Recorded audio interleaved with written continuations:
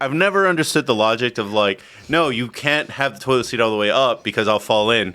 Well, isn't it just as bad if I have it all the way closed and your bare ass hits the top of the toilet? I think one's wet, one's not. Is that the only difference? Very different sensation experience. But also, I'm chivalrous. I like to be like, toilet seats down, whatever. But it's 2023 now, right? Yeah. So now I can say, fuck, pay attention. It's a simple maneuver. I don't just go in there blind peeing, all right? You can pay attention to make sure the toilet seat is down. I do at night, but it's more because I don't want to lose my night vision. It's true, man. You got to pee by sonar in the middle of the night. Yeah. Bro. On you. Doing some bad shit like... I mean... Hey, what's up, Rakeem? This might be TMI, but it's definitely kind of one of those things where it's like, I don't like to shit, so when I shit, I need to shit. So if I didn't check the toilet seat, there would definitely be like a little brown... First of all, hold it in, tell you in a comfortable position, but I sit there and I'm like, for me, that like even when drinking, like I'm usually pretty like, all right, like let me make sure my whole situation is okay over there. Yeah. But also, I got 2 bathrooms in my house, and we dedicate 2 bathrooms. Like, what I mean is, my bathroom, which is like 50% mine, so she has 1.5. My bathroom, like, I come in there and I get a critique. That's not your space. That's not your. You got a whole second bathroom. All your stuff. And there's been plenty of times it gets you a lot. It saves you a lot of arguments. Because, I be using the restroom, but I need something from in there. The first thing I'll say, I ain't getting up. I ain't doing nothing. I'm still going to take my time. I'm going to be like, why was it not in your bathroom? In that second space that's all yours that I'm not going to. You can count on one hand how many times I stepped foot in that bathroom throughout, I want to say, the last 6 months. Who has the bigger bathroom? She does. Oh, damn. She has the one that's out. She has y'all know my. She has the one that's like available from the living room. So she has the convenient one. Because I've always hated because guys don't have I do thanks to Manscaped. But like before that, it was like I didn't have a hairdryer. I don't have like a detangler. Like there's fucking cords everywhere when you live with a girl. No, my shower has way more shit in it now. I used to have one bottle that was 7-in-1. It was toothpaste, body wash, shampoo, fucking DEET. You just and you're like, everything's solved. I'll be okay. Now it's like, no, you have to have one individual for everything. A shampoo, a conditioner, a body wash, toothpaste. Toothpaste mosquito repellent. Rakeen, I'm going to answer that question. If your leg falls asleep while you're on the toilet, you have a circulation issue and you should do more cardio. Let's not talk about that now. Why are you calling us out here like that? Oh, so speaking of more cardio, well, not cardio, more lifting. Michaela did her first big plate squat yesterday. Oh, really? Yeah, awesome. She did her first 45 on each side. It looked clean. I was like, there we go. And I told her, I was like, because she was, it's, look, when you first starting to do some lifts, the big plate is a mental jump, It's like, that looks bigger. It's always a jump and it's always a chase. Like, I've done 135, 225. She was so mad. She was so mad because she did it. And I was like, great, you should be proud of yourself that you did this. Like, she did a couple reps. She was like, I couldn't finish my sets. I was like, you just did this for the first time. Like, relax. But then I think about my case. I'm like, and I was like, I get it. Because, like, she seen me toss on like 3 plates and I'm like repping with that. And she's like, and I'm like, this is not fun. I mean, it's a good time. Like, I like squatting, but no, it becomes a point where I understand why the powerlifters at Big Techs have like mummy wraps when they're fucking moving their weight type shit. But it is funny because I can probably bench about 385, 395. And my entire brain is just like, but I'm still a bitch because I can't do that 4th plate. I will say it. Like, I'm saying this with understanding it. It's 100% ego, and that's okay sometimes. Like, do I scoff at some peasants sometimes who, like, I'm like, oh, you're grunting. I'm putting on an extra plate just so I can grunt louder. No. Yes. But no, I'm kidding. But no. When you get to add on some more plates, it's pretty cool. And like, I was just like, oh, look, you got to do the big plate now. And now it's just an everlasting struggle. Not struggle, because she has not done big plate on bench yet, which, I mean, that takes forever. That's the hard, to me, that's the hardest mental jump. And honestly, with bench, what I've been finding is with most people, it's actually kind of technique more than it is all like technique. strength. To me, well, actually, if I had to like rank it, right, I think squat is the easiest to get there, but I think that squat is the easiest to like slack up on. And so I was like, 135 don't count if your form's bad, right? Like, like if you're doing a lean, if you tell me your back hurts after a squat, you're doing it wrong. Unless you've just hit a point of weight, in which case I'm like, yeah, your back going hurt a little bit. Bench is like a mental thing. To me, it's straight mental. It's why I struggle sometimes, because I don't get a spot a lot of the time, because I'll just go late. And so by the time like I'm just doing it by myself, I'm like, I don't want to rep. I'm not trying to rep too crazy, because I'm like, like squat, I can drop it. Right? To me, technique-wise, power clean. Power clean. Oh, I don't do that one, because that's straight explosive power and like technique, and my knees can't do that one that well. But power clean is one of the coolest things, and when I was a teenager, I was the best at it. It's one of the, because it's full body, it does the whole thing.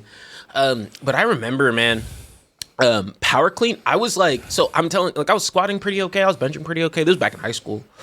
And dude, I just couldn't get power clean. I could, like 90 pounds. I was like, why can't I do, for the longest time, I just couldn't get it. And of course, I get to college and like, I don't know, it just clicks. And then ever since then, bro, it's like, it's easy. And I'm like, so to me, it's like, once you cross the technique barrier, it's pretty cool. I mean, the way my coach put it was that if you can lift it, like deadlift it, you can power clean it. And I remember as a 14-year-old being like, no, that's dumb.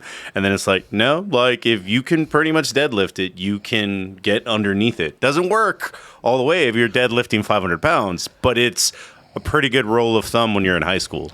Or at least like, it's a pretty good baseline of like, hey, like, you've got the lower part figured out. Can you catch and hold this? And then that kind of goes into why I like it so much, is because, it kind of leans on, all right, cool. If you can catch it, then you can squat it up, right? Yeah. You should be able to squat it up and all those kinds of things. But yeah, no, it's been cool seeing her. It's a good, this like, she was like, I want to hit that big plate in a year. And it's been right around a year. And so I'm like, hey, and it's all just kind of exponential from there. And I was like, trying to show her that ripping the Band-Aid off is like the easiest way to kind of do it. I'm like, breaking that plateau is just, the next plate will come in 6 months probably. And then it's like, I feel like from one squat from 135 to like 3, if you get there, was like, yeah. And then from 3 to 4 is rough. 4 to anything else is rough.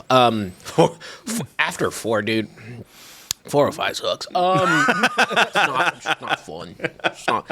Bro, that's when like you come up and like you see stars and you're like, yeah, I did it. And then you're like, I need to breathe better. I mean, I don't know the exact truth to the science, but I've read somewhere that only 1% of people in the world can bench 225. So if you're talking about 350, 400, you're pretty good. But I've also heard other people be like, yeah, most people don't work out, so you shouldn't. Yeah. Let me be clear. Squat is where I'm at. No, bench, bro. I just started liking bench in my lifetime. These last few years, bench was always my boogeyman. Out of the big lifts, bench was always my boogeyman. Like, and if you meet me in person, I'm half leg, so like I get it. Like, got these thick thunder thighs. So you look like the cartoon Kirby meme. Yeah, dude, I was built like what is it? Yeah. Built with some thickness, so I was like, cool, I can squat. I was built for deadlifts and squatting. Bench took a while before I was cool with it. On my relationship with it.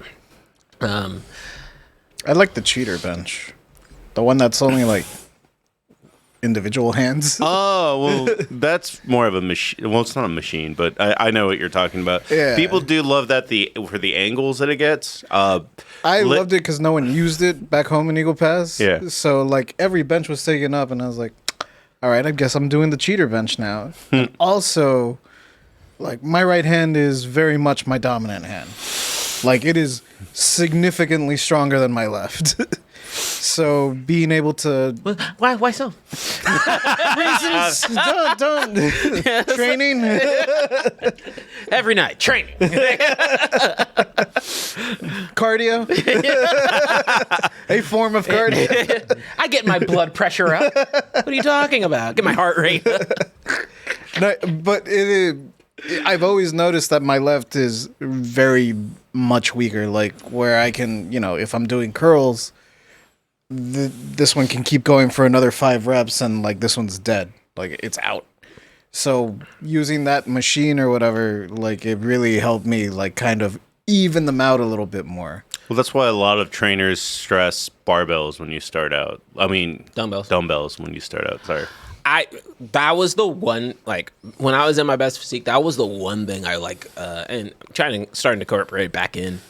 I was in love with dumbbells, and like that's what I was doing, and ever since, and it really helped out with a lot of lifts. It allows you to be a little more flexible. It allows you to get a little extra. It allows you to just like really learn some of the, and also lets you be a little more free with how you're like lifting, so you can hit more groups. But yeah, and then to your point, how many people here? How many here use pre-workout to help? I used to. I'm gonna say 4 or 5 years ago, I was a caffeine junkie. Had a bit of a scare with a pre-workout, and have never touched it since. And I don't do caffeine, so going to the gym is all mental, which sucks. I'm kidding. At least you still listen to music. I think that's the only thing that would probably be my definition of hell is no pre-workout and no music. And it's just like... Oh, that's what I used to do like, in college. It's like, tell people, it's like, if you don't like working out, did you take headphones in there? Because if you didn't... and that's what I'm trying... So that's the next layer I'm trying to teach Kayla. It's like, or at least, teach my girl. She's like, I'm like, okay, look, let me teach you how to get hype. Let me teach you how you got to psych yourself mentally to get these reps. Don't be a silent lifter. You scare me. Right? If you're on max out, then not saying you have to grunt or yell. I'm just saying get hype. I'm like, she sees it like I'm rocking with weight. You see me get my mind right. I'm not saying a bunch, but oh no, I would slap the shit out of myself. Yeah, I'm like just like get it right, get it right. Sorry, I'm looking for a specific TikTok that I sent Elijah about hitting your max kind of thing, and it's exactly what you're talking about kind of deal. I still use pre-workout to answer your question, Elope, but at some point I know I'm going to have to give it up. I don't know when that'll be, but that's a problem for future me, because you can't. At some point, you gotta let it go. It's like Thor and his hammer. Like, are you the god of pre-workout? I'm just saying, pre-workout TJ. Like, I miss that dude sometimes, because I'd be in the gym for like 2.5 hours. I was just in the gym. That shit just resonated with me. But I was also doing like fucking like 300 mgs just for like shits and giggles, and then my body said, "Bro, how about we don't?" And yeah, I was in the ER. They said, I used to drink 3 red lines every day up until my 5th heart attack.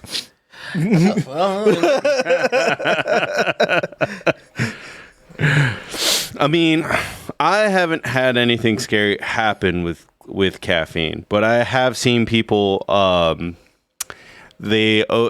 of my friends, his kidney shut down because his pre-workout had creatine, and then he was taking creatine on top of it, and the math was entirely fucked up, so his kidneys just were like, we're done. And I used to do creatine as well. I cycle it in occasionally, but I'm just like, it's cool. It's good for you if you're right with it, but gotta be super careful. Yeah, it's not one of those things that I would highly recommend until you read about it. It's also kind of one of those things that... I do more recovery stuff now, like... Glumine's nice. Amino acids and protein and stuff. I don't think I've been trying this just in terms of my current health kick. Been really just trying to keep it 100% natural with the protein occasionally. That's what I'm in. I'm doing like green powder because. I also re-upped on the. Hey, just gorilla. give me a second. Oh, okay. This is the clip. There are no paths between the lines. It's tough. This was the clip that I sent Elijah when it's just like getting ready to hit your PR. Time to hit a PR. Yeah, okay, just give me a second. There are no paths between the lions and men. I find your lack of faith disturbing. Neither ears nor tongue. What we doing live? Really adopted the dark. You will wander the underworld, blind, deaf, and dumb, and all the devil in I was born in it. This is Hector, the fool who thought he killed Achilles. Okay. That really is how it is. Bro, I mute out the world just like done. Have you ever had someone touch you at the gym? Like for not even like bad reasons, just like how many more sets, or like, oh, I'm trying to get the towel behind you kind of thing, and then it just kind of like it's like you fucking travel through a portal for 3 seconds, like, oh shit, like what? Well,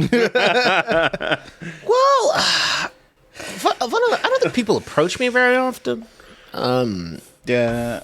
It's happened a few times when I went to the gym. I don't go. That's one pro that when you work out with someone, so there's a pro and a con. As I've learned, I'm usually a solo workout. Or go to the gym with someone who's in a relative like usually supposed to go to the gym with someone who's in a relative like similar weightlifting style as you. Yeah. When there's a large gap, shit just takes a while. Cause I can't do nothing until I make sure that, Kay's got spotted. And then I'm just supposed to be like, I'm just, wait. So these lifts take a while. But the pro of going with somebody is ain't nobody approaches now. Like if you can't and it's not even like I'm off-putting. Come up to talk to me anytime. Like people come up like, but not to like catch me off a weight or something.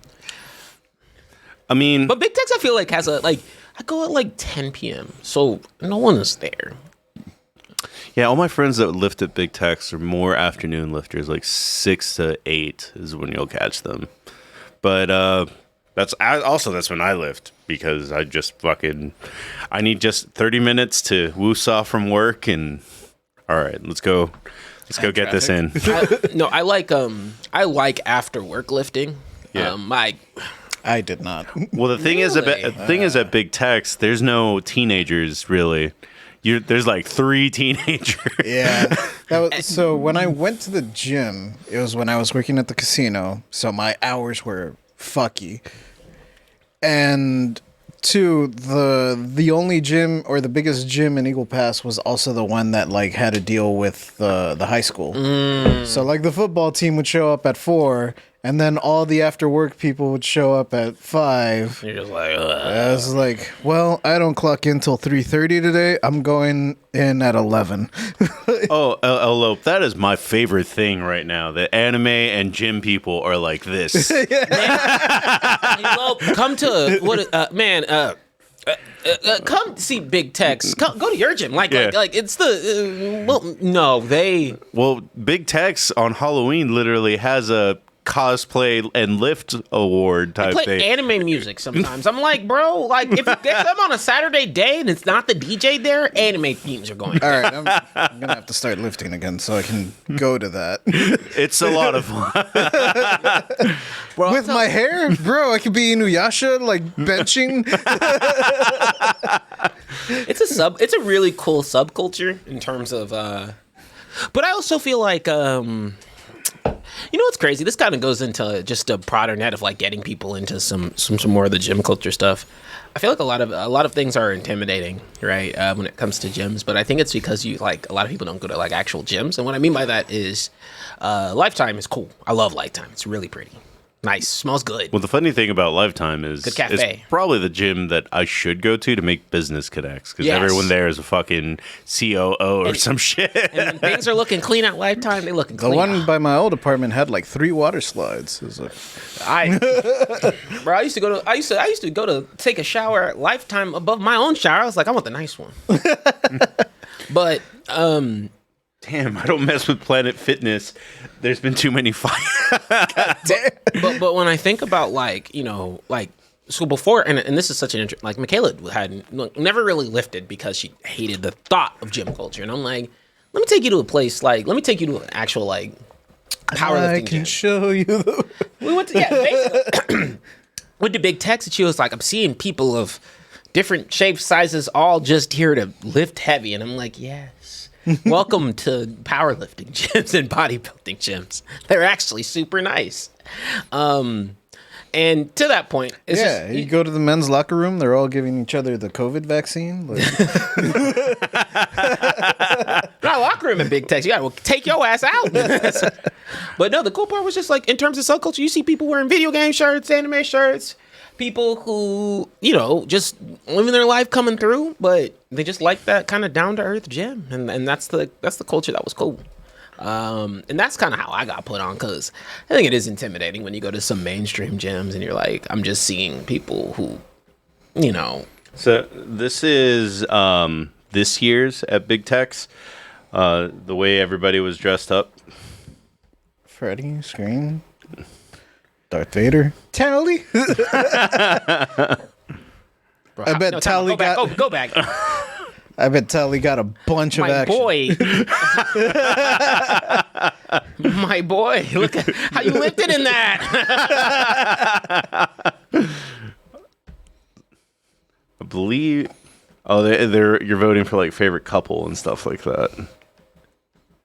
Joe Almighty, I heard Edge's WWE theme song in my gym once and go, oh, I thought you knew him. Get it? Bad. No, I'm kidding. All right, guys, we can talk about the gym forever, but we got to talk about video games. We got to talk about anime. We got a whole list. I think we all like the gym to a degree. Kidding, to a degree, we all do it. Well, we are the three that like the gym. The other two are not about it, and that'll be the nice way I put it. They're about the gyms with a J. I actually had just hit the thought. The fitness person here hates the gym the most. We'll call a spade a spade. Tommy hates the gym. And he's also technically the unhealthiest. He's just the best genes. Can you imagine if Tommy worked out? I'm telling you, if Ronnie Coleman. Fucking huge. in 3 months, if Tommy followed an eating plan and worked out, he would be the most cut person across the board. His genes are so good. Well, you remember, the other podcaster that lived his whole life being alcoholic and eating whatever the fuck he wanted, and then at 50, 55...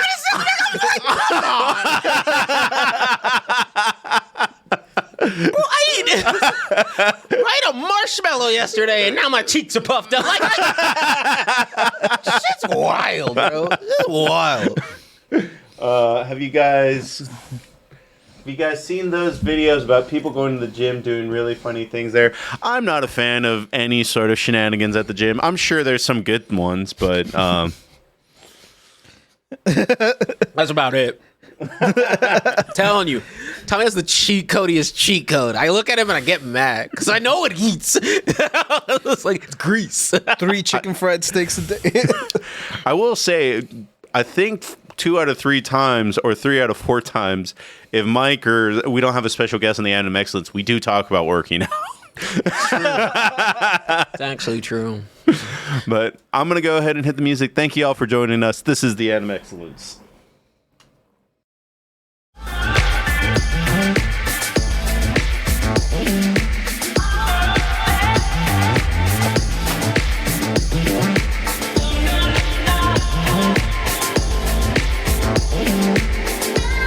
Good evening, ladies and gentlemen. This is the Animexcellence. I'm your host. My name is Marcos, but I am not alone. Across from me, who wants to take the lead and introduce himself second? Alphabetically, JJ, go ahead. I can't help it. But I look good, woo, smell good, dance all night long. I'm JJ. And next to me, Drop a J, add a T. It's TJ. What's up, y'all? We were talking about lifting in the pre-show, If you weren't there, you missed it. But yeah, I'm excited to talk about today. It's been a minute since we have an Animexcellence. Quick question for everybody: rate. Because thinking about the Animexcellence song. If y'all have it, if y'all remember them, if you don't, that's okay. Which show has the? Let's give you top 2 shows with the best theme song. Best theme song. So I'm gonna be honest. I find the Blackexcellence theme song a little on the nose. Great. Shut up. Did you approve that? That's all I want to know. Okay. All right. That makes it better. I give it a thumbs up. Why? You don't like the hippity hopping culture? That's not. That's exactly what you're saying, Marcos. You're projecting. Why hate me? When dude? you say a little on the nose, I immediately imagine that song from CB4. I'm black, y'all. I'm black. I literally say that when we come back. Like I come back in and I'm like, and I'm black. And we're black. Like that's what the show is supposed to be. Unapologetically black. I really like Mossy Menos theme. I like Spanish guitars though. Well, the Sing Countdown has the most Spanish guitar, but that was the only thing that I will say about that theme is because that show is the oldest technically. Like I've so heard you're fond of it. No, I'm you're the least fond of it. I'm the least fond of it because I'm just not on the Sing Countdown. I've pulled you on a couple of Sing Countdowns. Yeah. I'm on most of them. Yes. You were on the last Sing Countdown. Actually, on this note, I got trapped. All right? I wasn't even on that Sam show. came to you and was like, "It's you or nobody." That's how y'all get. No. So if you notice, every host has a show that they're just not on, or it's just like the one that they just don't happen to sign up for a lot, right? And Sing Countdown is my show. Compas, I'm not on a bunch. I was about to say you've been on more Sing Countdowns than Compas. Recently, yeah. Y'all pick Compas on like the same week I got another show, so I'm like, all right, cool. I'll do the Blackstones. I'm not Tommy. You're doing 2 shows this week. Yeah, that's okay. I like Crap. I've done 4. I'm doing 4. You're good. You'll live. You're actually.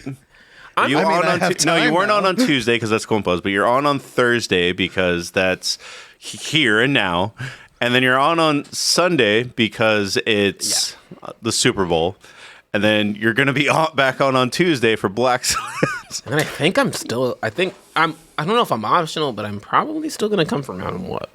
Oh, you want to be on Madam Web? I didn't say sign him up. I didn't say I just said I might be on. Okay. I can hear Tommy cheering from here. Well, fucking JJ gets a sabbatical for like half the year during football season. He gets a vacation. What, do you want him on the Blackstones? I wouldn't say I get a vacation. I'm on every Compas that you miss. Fair point. But no, it's just like it's just so funny because like you see different pairs. But to be fair, the only real time I get to do a show with JJ is Animexcellence, just because I'm like, hey, you pick a J whenever you get the Compass. Pick a J when you get to say Countdown. But no, when it comes to themes, I like Mossy Menos. If you held a gun in my head, man, I forgot. Compass is good, I think. I don't remember. I like Animexcellence too. So I have some biases. Blackexcellence, Animexcellence. So if you're on it, that's basically how it works. No, I said Mossy Menos is like number 1. But if I'm on it, Blackexcellence and Mossy Menos. Well, if you want more JJ, he can definitely be on the Blackstones. It's Tuesday. If you want to give him a quiz or something. I'll save you that. It's like, man, I don't know. I come out. About to get canceled super hard. I'm going to get uninvited to that cookout. Man, also, y'all, I had no context for last week's Sing Countdown. So I was just walking and I was like, what we doing? Sam didn't tell you beforehand? I got it when I got the call and I was like, oh, I'm the only person available. Okay, that's cool, whatever. Then I had a process. I was like, oh, I have to be careful. That's why I said no. Because he asked me like after you had already agreed. And then like Mark came in and I was like, Nah, bro, I'm not doing that. I'm gonna say some. We ran I into am gonna problematic fuck up. like innocently. We ran into problematic statements that if you clip them out of context, just talking about it kind of thing. Where like just say anything where it's just like, this is somebody that I'd like to have in the Mexican draft. Why? That sentence is now racist. Or no, that character is more this other ethnicity. Why? That sentence is now racist. See, the helpful note there was that it was fictional characters, and so we were like, cool. But also, if you haven't watched that episode, I think it's a fun one. Team Black 100%. Oh, totally. Yeah. I'm starting to regret saying no. I'm like, God damn it. Yeah, I was like, hey, yo, GM, he was not playing his best game. Remember how in the episode of Dave Chappelle that the Latin delegation picks Elian Gonzalez and like that was the joke that they suck at drafting? That's what happened literally in that episode. I was like, you know what? I was like, no, y'all got Goku on the first one. And then he said the Raiders logo, and I said, I'm out. I wouldn't have just taken Goku. I take the entire Saiyan race. Vegeta's also Mexican as fuck. I got Knuckles, baby. I was like, I played my card. Knuckles, I was like, based. I picked some safe picks, then swung for Arnold, and I called it a day. But it was a great time. By the way, Sam said that we, as a Latin delegation, have the ability to trade. So if anybody wants the Raiders logo, we'll trade you anybody. I'm not giving up Miles.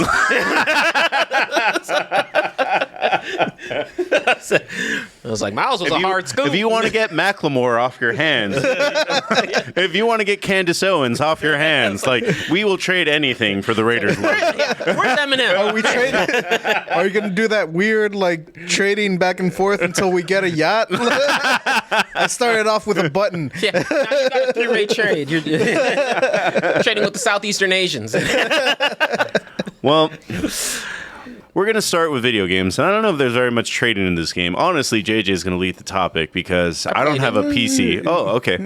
I can't play Palworld, but apparently when that subject came on, we touched it lightly on the compas, but TJ was really quick to be like, that's an Animexcellence topic, hands off. I did. Sam said Palworld, I said stop it. No. Gaming, Animexcellence. I sold it pretty hard to Tommy. Like, I'm surprised Tommy doesn't have a gaming PC now. Man, I didn't even think about this. Now that Serenity brings it up, Miles Morales was on the board and he just left it. Yeah, I got it. Miles was 2. Miles was second draft. That's literally my last name. Yeah, I mean, I'm telling y'all got Princess Leia for some reason. I don't know why. I would have taken Han over Leia. My brother's online handle is literally Juan Solo. I'm just saying. There's some on the board. But Rakeen, I definitely said that because look, you're not gonna talk about Palworld and the controversies around it if you don't have A, the show's biggest Pokemon fan, arguably, and B, no, factually, show's biggest Pokemon fan, and B, it's probably put the most time into it on this fucking like I played a shit ton of Palworld. Also factual. Yeah, I was telling him I played it once with Juan and Paco, and I was like, this is fun. When are we playing it again? Oh. Yeah, I played it by myself, so monster collecting is, a genre that I'm super a fan of. But in the main sense, I think Palworld also hits another note. I'm not always into survival games. I think they're hit or miss. But I'm the same way. But this one, I don't know what they did. They made a good little formula that they got going, and I was having a good time. There's just enough that can be automated. I'm using the word automated. Automated so that you don't have to deal with it. And I don't know where we landed on that subject, but to quick, actually, JJ, bring me up to speed before I give my quick facts, my quick thoughts. Well, where did we land on that? Did we come to a consensus? Did we talk about it a lot? I don't know what happened on the show. We talked about it. Tommy seemed really interested. I like it. I'm like you. Survival games really aren't like my cup of tea, and I'm kind of tired of base building. Base building seems to be what like everyone who wants to make an open world game is like. Also, you get to build a base. Like Starfield, you get to build a base. Fallout 4, you get to build a base. Fallout 76, build a base. I don't need a bill. Give me some fabulous music and fashion, aka Persona 3 Reload, which I have been playing, and that's all I need, baby. Style. I will say in defense of this thing, like, I wanted a treehouse really fucking bad as a kid. No, yeah, like I feel like there's a whole generation of people that didn't have trees tall enough for tree houses, and this is the closest we'll ever get. don't get me wrong. The first time I played Minecraft, I was like, "This is amazing. I love this." Then when everyone started adding Minecraft into their game, I'm like, "Oh, you fuckers! All right, Well, because Minecraft. let me get my fucking architect like square here." And Like, I feel like Minecraft. Damn, and Serenity is saying that in the new DC game you build a base. I feel you there. Like, but to your point, right? With Palworld, what I like is shit gets done when I'm not there. I like, and I gotta, and I don't. And look, so being 100% transparent, I had no fucking interest in Palworld when it first came out. Like, I had no interest leading up to Palworld. I was like, I wasn't even on the Pokemon with guns thing. I just wasn't looking at it. It didn't exist in my radar. Came out, took some critical acclaim, and I was like, you know what? I'm a Steam whore. So if it's on Steam and you catch me on a Saturday, I'm gonna buy the game. So I did. And I plugged in, and it was, again, Steam Deck, best investment I've had. On the couch. oh yeah, like And if I could play it on the couch, yeah. It was like that. So I was doing other shit and I was playing it and I was like, this is way better than I thought it would be. It's kind of scratching the same itch that Arceus does. Like, if you're trying to compare it to a Pokemon game, it's not the same thing. But it's got its own little unique flair in terms of its base building mixture with what's going on. What I think wins with Power, what's made it so, I guess, it really is a lot of freedom to do whatever the fuck you want. You can, like, if you die, you can spawn somewhere else. You can restart. You can do a lot of different, like, aspects. It's still buggy. I still think there's a lot of things they can add in, and I don't even. Well, it's still early access, technically. And it's still early access, so like, there's a lot of things that I can see there being potential, and they have the funds to do it now, and so I'm excited to see what they can do. But yeah, I mean, it was how do I put it? I didn't get a lot of the flack that it got. I feel like there's two different arguments to be had, and ultimately it comes down to, you know what? No matter what mixture you put in the pot, the game's a good time. It's a fun time. They didn't do anything, or at least quote unquote, not confirmed to do anything super controversial. And yeah, it was a good. I mean, don't get twisted. I'm still Pokemon ride or die. They just scratch two different itches, and that's what came down to. Well, the way that I heard it described is this isn't Pokemon with guns. This is Dust with Pokemon. Rust. Rust with Pokemon. Sorry, that it isn't the. So somebody brought up the lawsuit. As far as I know, the lawsuit never happened because the gameplay mechanics are completely fucking different. There is no lawsuit. Nintendo tweeted out or like posted on their website an official statement saying like, we're looking into it. And I think that was more so like, yeah, we know Palworld exists. Stop messaging us. Well, I saw like, I forgot the name of the black TikTokers, but they literally made a clip about, because there's an actual story of lawyers played the game for a little bit. And they're like, no, this is completely different from fucking Pokemon. And it really is. Yeah. Like it legitimately is. The thing where people like get their tinfoil hats on or get their armchair lawyering degree is that a lot of, not even a lot, like a handful of the Palworld monsters kind of resemble Pokemon. But like also a handful of those same monsters that resemble the Pokemon are based off of like the same thing that Pokemon is deriving from. Like they're Dragon Quest and right, yeah. Like the big one that I see people point at is that Lucario looks an awful lot like Anubis. That's the Palworld version, Anubis, and it's like, well, yeah, they're both based off jackals. Like, and Nasus from League of Legends looks like both. like there's I'll only so far you can stray from jackal before it ceases to be jackal. I'll give them that one, but this monkey definitely looks like the Monkey starter. Just because it's green. Just because it's a grass type, but like Those don't evolve in this game, so it's not even like a. It's not that even, is true. Yeah, that's like, another thing. Yeah, I being just straight up, I was like, "Hey man, this scratch 2 different itches. It's not gonna have me stop playing Pokemon because I like to be full disclosure, a Pokemon simp.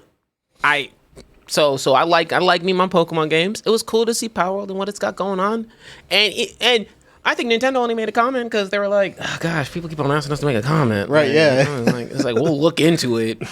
We are aware. Let me keep it $1.50 with you. The Nintendo ninjas, if something was wrong, this would have never even come out. Nintendo don't play no games. They shut your shit down if they need to. Easy peasy, lemon squeezy. No questions about it. I believe, and someone can argue with me if I'm wrong, that they're more mean than the Disney lawyers. They're strict. Yeah. It's not. I don't know if mean is the right term, but they are Protective of IPs above all else. They are probably more protective than Disney in that front. Like, I could imagine some fan thing getting slid with Disney. Nintendo's not letting fan stuff slide that often. yeah, they don't even let like mods to allow multiplayer in Smash.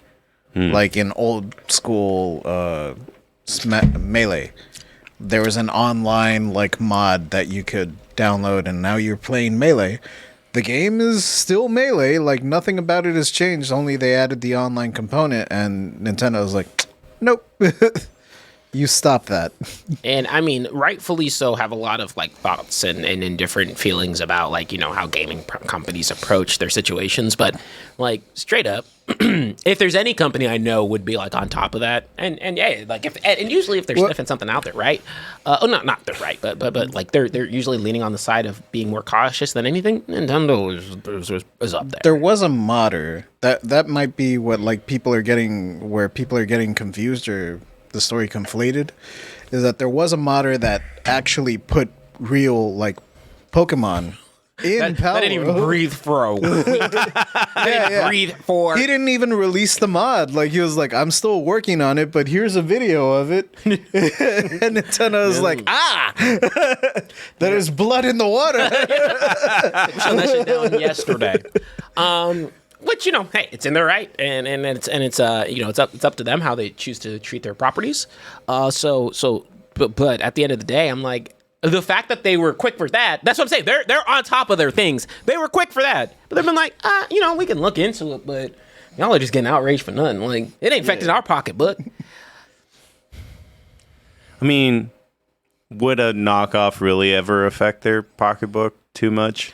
I wouldn't even say it's a knockoff. It's just it's a monster. Like, I don't think monster catching game. Like, I don't think, you know, Pokemon is the only monster catching game that can exist. No, but it's the major inspiration for them all. So you're going to. I was about to say, Pokemon literally entered the country like within a year or about the same time as Digimon. Like there was always like there's always been, and Digimon is first. Like a lot of people. I actually was wrong about that. Yeah. Well, no, here like for us stateside Westerners, Pokemon was first, but in Japan, like, no, Digimon was the thing. Like, it was Digimon first and then Pokemon. And so, like, you think about it and you're like, you know, it's the originator. So, you know, a lot of, and really, it depends, like, you don't have to like Palworld. Don't play it. It's cool. There's a lot of really cool indie games out there that are inspired by Pokemon. Like, I think Coramon's a great game. And you know, and how do I put it? It's always healthy to have more ideas put in the space so that way they can learn off each other. Yeah. And that's one of the big reasons I was mad at WB with the Nemesis system. The Lord of the Rings game, Shadow of Mordor. The Nemesis system was basically you get killed by like one of the low tier enemies. He gets promoted, and now, like, he's your nemesis. Now you're like, all right, it's your ass next time I see you. And it was really fun, because, like, I made my own, like, headcanon as I was playing the story. I forgot what the actual story of the game was. Like, I don't give two shits about Lord of the Rings. Fuck the ring and fuck Frodo. I'm here for my nemesis. I'm here to get that ass. I'm here to get fucking Oklok, the bone smacker, like whatever the fuck the orc's names was. But yeah, you see him rank up. You see him like rise in Sauron's army, and then like, I'm gonna find you. I'm gonna beat your ass. It's wrestling, and I'm like, I'm gonna get it. Like, I have to finish the story. It was a really cool system, and WB patented it, so no one else can use it. No one else can like make a derivative of it because WB will sue them. And when you think about it this way, right? That's the one thing that I'm like, hey, Nintendo, they're protective of their things, but things inspired, they don't ever get flagged. That's why there's, you know how many Smash clones are out there, like in Smash likes. Pokemon has one. PlayStation has one. That's just off the top of the dome. Like, no, not even from them. Like I meant like indies. All-Star Brawl, Brawlhalla. What is it? The Aether game? There's like a, what is it? I'm trying to, it's like Fighters Aether, something like that. But like there's a bunch of like indie games that rep that, and they don't. There's no Dragon Ball ripoff, but go on. No, it doesn't. Stop it. Not everything needs a Smash clone. So I'm like you know, they're usually pretty cool about things just existing in the space. And to be fair, like if you like, I think that you know, say what you will. I like Arceus. Thank you, Rivals of the Aether. I love Arceus. Arceus. I think it's the best Pokemon game that's been released recently. Yeah. Scarlet and Violet was so close. But yeah, I love Arceus. So you know, the fact that they, you know, another company was like, hey, you know, we took that spin and kind of got inspired from that to a higher, you know, to a different extent. I thought it was cool. So whatever. TLDR. Stop drama. If Nintendo don't care, you shouldn't care.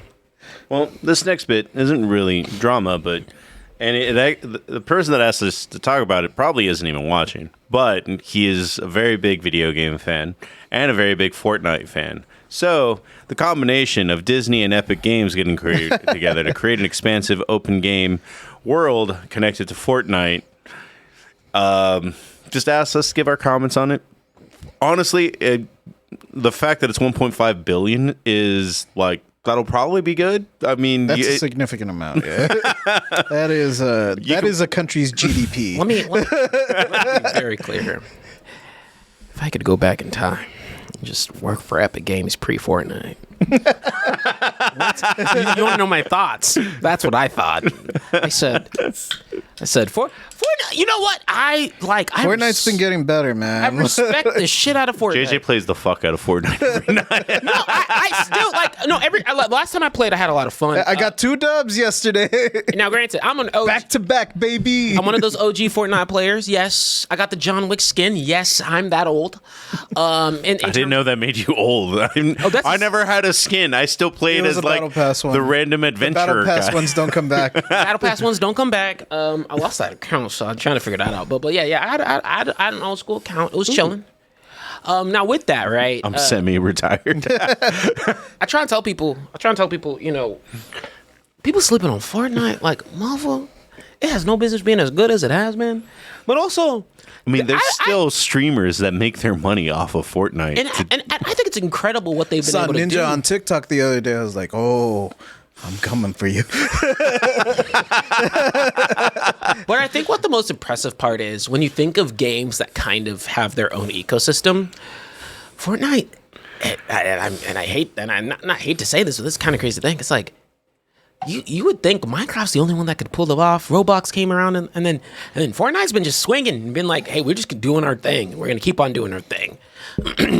And they've made so much money. Oh my gosh, they've made so much money that, you know, you're just like, hey, rock on. Now, Disney investing in it, that's just Disney being like, cool, we can get our mitts into more kids' eyes. We can get a successful game going, and it's where all the youth is. Like, yeah, and that's one of the things that Bob Iger brought up. He's like, when you look at the stats, like you pull up an Excel sheet, and you're like, Gen X, Gen Alpha, or Gen Z Sorry, not Gen X. They're old. They don't count no more. Chris definitely does not play Fortnite.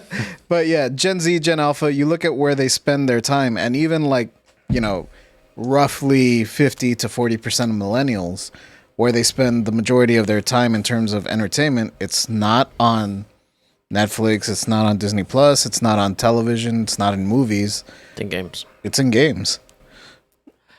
Well, it's also not just in games. It's in streamers. And I remember like there was a podcast that I listened to. And this podcast was 5 years ago, but it's like more kids at that point were watching PewDiePie than PewDiePie than a movie. Like any movie, he had more views, kind of thing. And if you were to extrapolate that today, I'm pretty sure more people play Fortnite than watched Wish and like pro or minus how you fell on that movie kind of deal. Well, when you think about not as good as Fortnite is where I felt.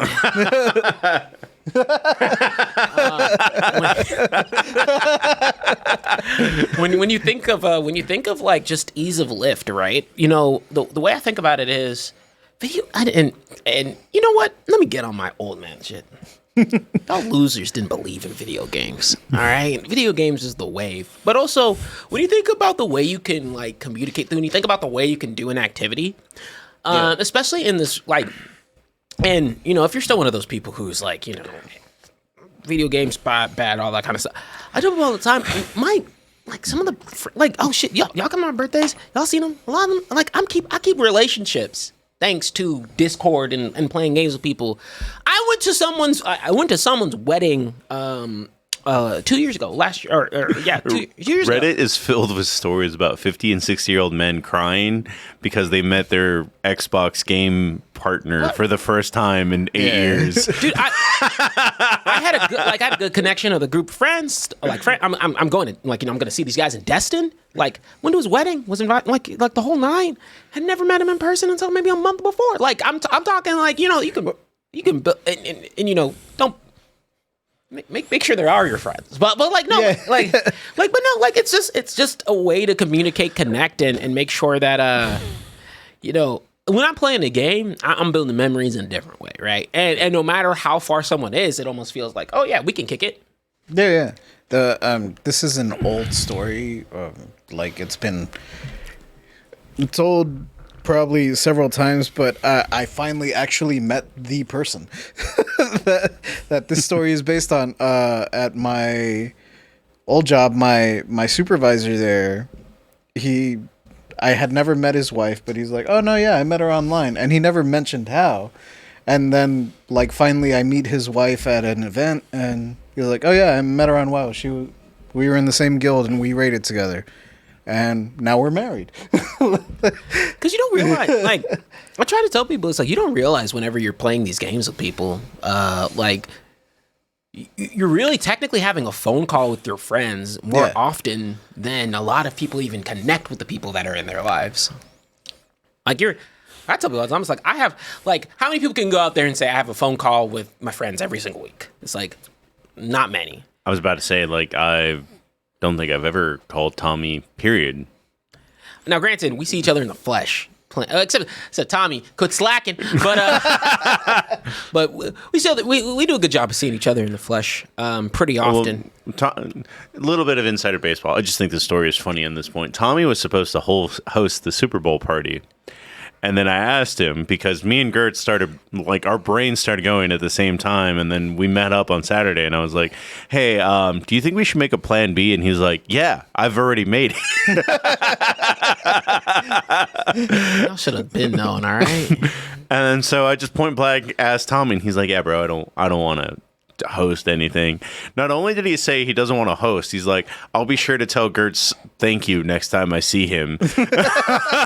Because insinuating 12:30 might be too early for him this Sunday, not going to the Super Bowl that night. So so I am gonna have to be on camera.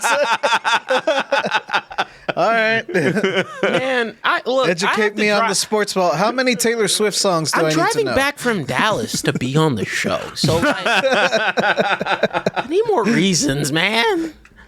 Speaking of which, if I show up and I'm disfrazzled, because I'm going to a housewarming on Saturday night in Dallas, coming back early to be on the show. You're a good friend for doing both of those things because I definitely would have picked one. And if you, because you missed the Super Bowl party last year, like it's. I was out of town. Yeah. Cancun. Way out of town. I was isn't out of country. Now I love our That's Super Bowl. not a I love our Super Bowl drivable- party and show. Watching the Super Bowl on the beach was dope. It's like, But I do think that this is a good move by Yeah. Disney. makes Yeah, sense. yeah. I'm proud. Cool for Epic Games. Cool for Disney. Also, like Disney hasn't really had a really like stable partner in the video game. Oh, world. okay. I thought you were gonna say they haven't had a good game, and I'm like, honestly, if I think about the last good Disney game, it's Aladdin and Well, that too. Lion Like, King their on the la- Sega Genesis. Their last like really solid and stable like collab in the video game space was probably Capcom, and we're talking NES days. And Capcom was just like, yeah, we already have like this game like half built. We'll just throw a fucking bear on it. We'll just throw your fucking cartoon duck on it. Like, it's fine. So for me, I think that with hold up, I think the other thing is, and I'm actually just double checking this. Dreamlight Valley isn't that bad. So I will say that, like, Kingdom Hearts was a solid collab, yes. But like, Kingdom Hearts count? I don't know if it really counts. It's way more of a Square Enix game than it is a. Bro, you think what I love with Kingdom Hearts is, like, especially in the peak Disney, which was happening when Kingdom Hearts was like coming around, they probably would have been like, if they hadn't got Kingdom Hearts the way they did, Disney probably would have been like, never. I don't know what that is. Now they're just like, oh, fucking just not. Yeah. I was like, you want Pixar? Kingdom Hearts very much feels like Disney was like, how much money did the last Final Fantasy make? Sure, do whatever. I don't care. That's less a Disney game in Final Fantasy and more of Final Fantasy game with Disney characters. Yeah. Well, the latest one didn't have a lot of Final Fantasy and was straight Pixar, and people don't like that. We like our balance. I like my balance. I want my Clouds as much as I want my Donald doing Zetaflare, all right? But no, it was, how do I put it? I think it's cool, like, that, and I think this is the way Disney should approach it. Just toss a bunch of money at companies that you know are going to produce a good product and call it a day. And especially, if you're tossing it to Epic Games, that means you can fucking toss it to Capcom, you tricks, all right? We know what you want. You know what we want. Disney fighters. Capcom versus Disney. Street Fighter versus Street Fighter versus Disney. Sam will come so hard he'll die.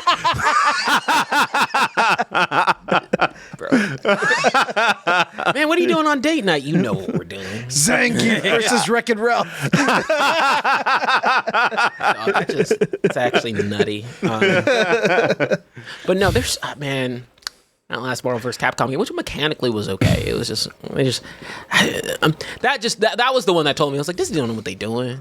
They just need to, like, leave it to Capcom's hands, because Capcom's been on a roll for the most part, and so I'm like, no, just keep on letting your characters be out there and free, and you'll be all right. Marvel's Capcom is the way it is because y'all are loose with it. Kingdom Hearts is the way it is because y'all were loose with it. So, you ain't got to be strict with it. But I think with how movies and shit's been going recently, I think they just like, all right, Fortnite. I legit do think that they're looking for more avenues. They did say they're peeling back. There's going to be less Marvel movies coming out in the future, like only 1 or 2 a year kind of deal. But it's even a little bit bigger than Marvel movies. Like they're stuck in this weird trap where it's just like nobody wants a sequel, but people are still paying for sequels.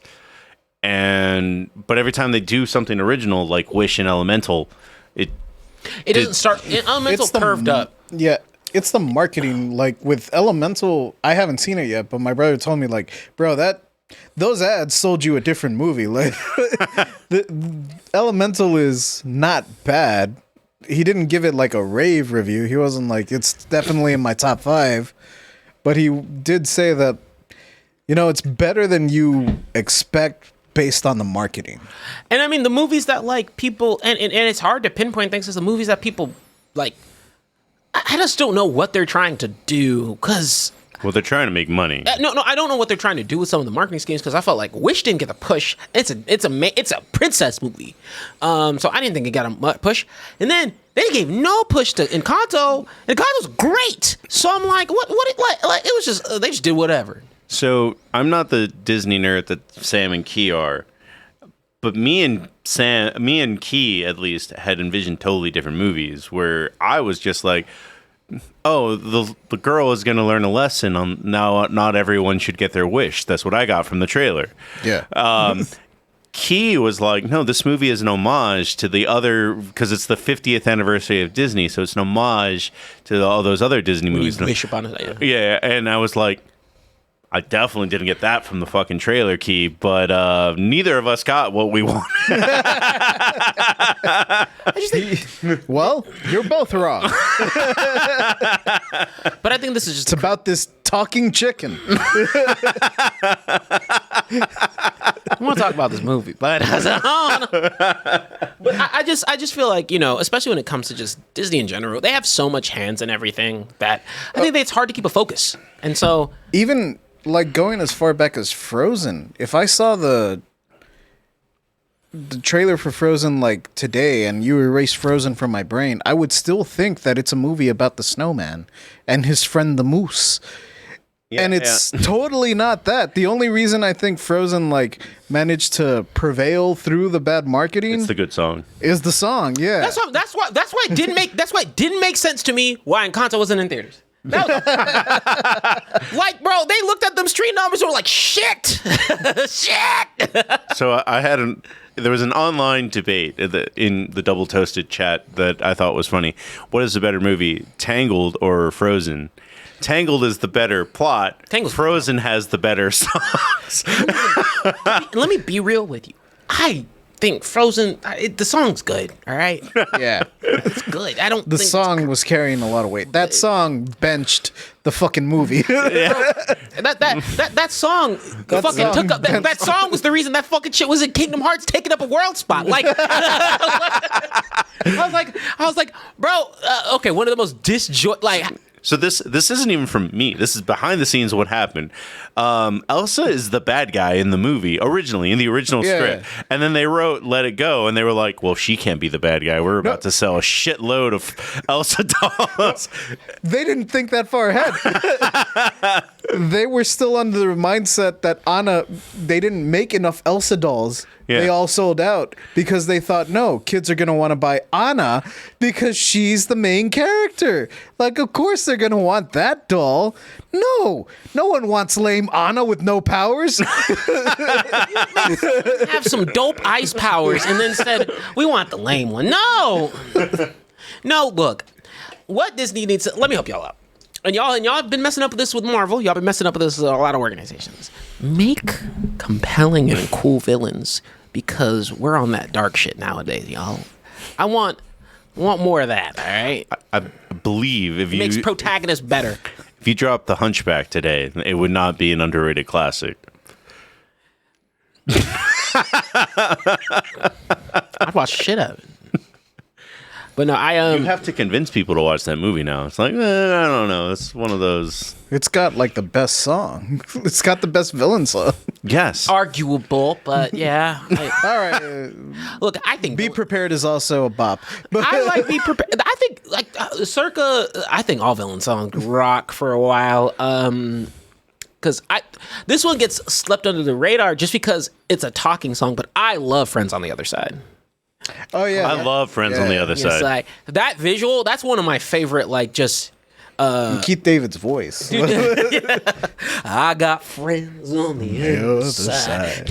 I believe we didn't do this in Countdown because it was just like there's not enough answers.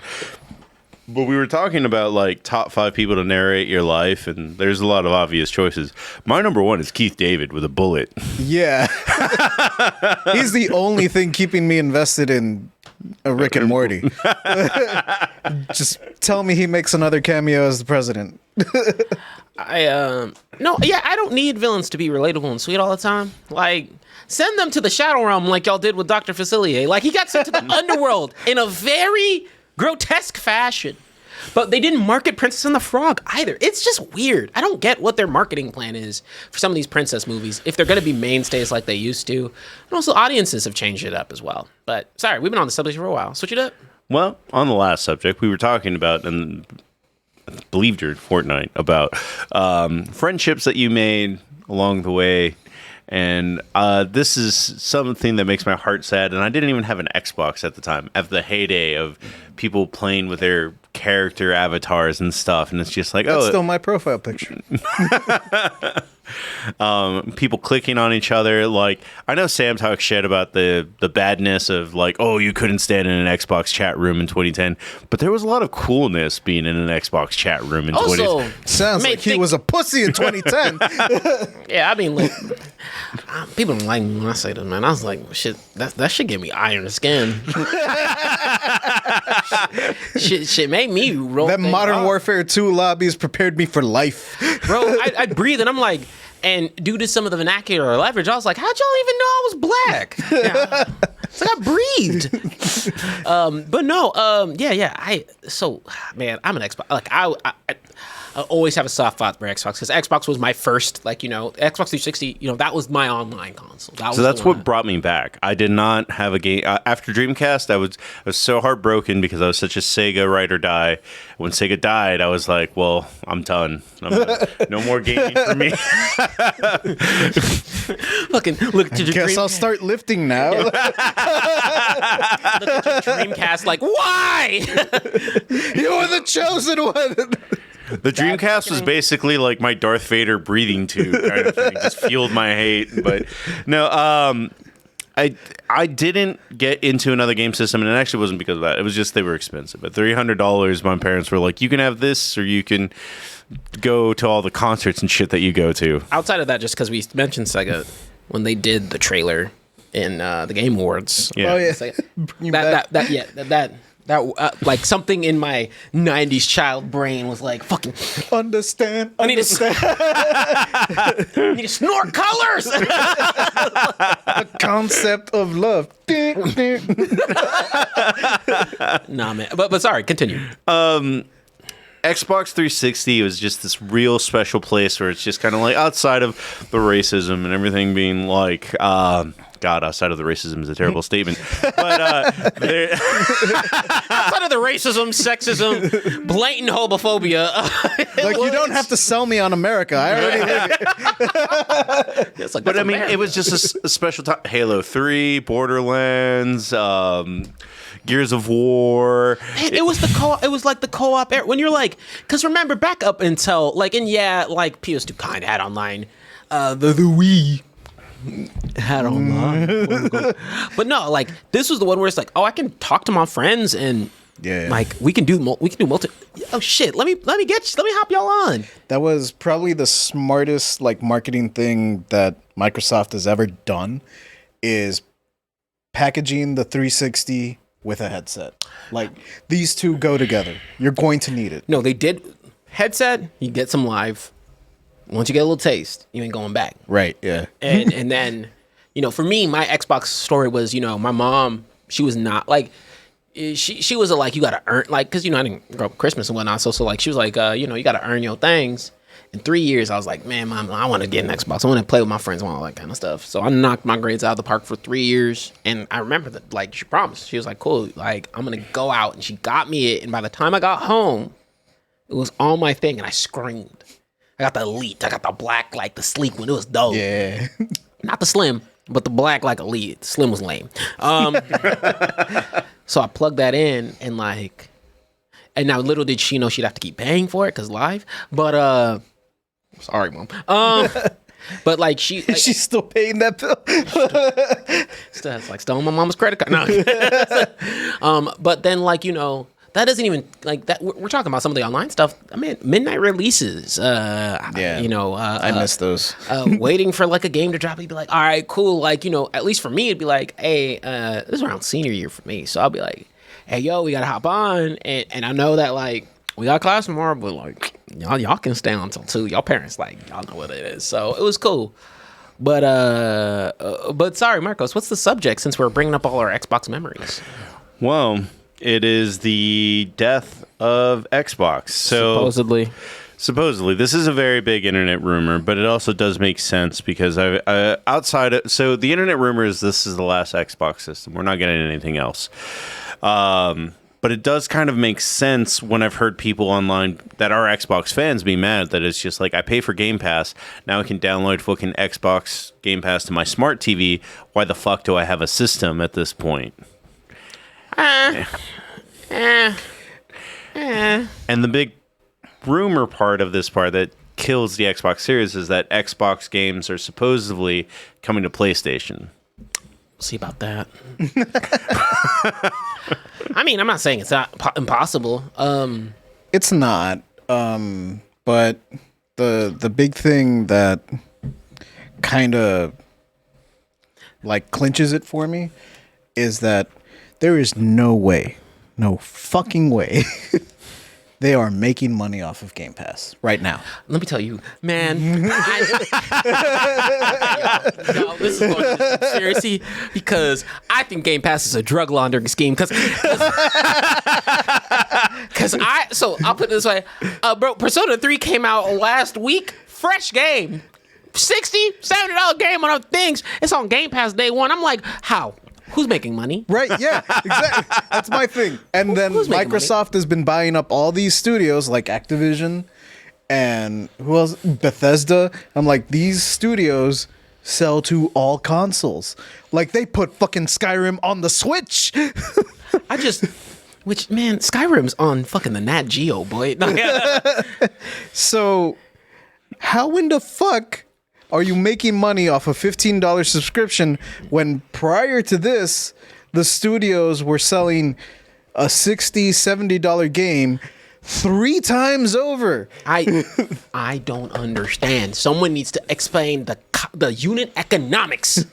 Yeah, I'm breaking down cost comprehension. The unit economics does not make sense for Game Pass when it comes to first day releases for anything first party, and then apparently Atlas. And so they're just like, they've got these companies that they're giving drug money to. I don't understand. I love Game Pass too, but I'm a Game Pass. I don't believe in consoles. I believe in Game Pass. I believe in the vision. All right. But at the same time, like, there's this little voice in the back of my head going like, enjoy it while it lasts, because they're gonna jack up the price. And I'm gonna be a simp for that too. I'm like $30. Well, shit, I gotta play more Game Pass. No, I think they're gonna jack up the price to like Prime levels, like. Well, goddamn line. What was the thing that didn't make money and they ran out of money really quick in a year or two? But it was a cinema thing, like see as many movies as you want. Movie Pass. Like that's kind just of replace the noun.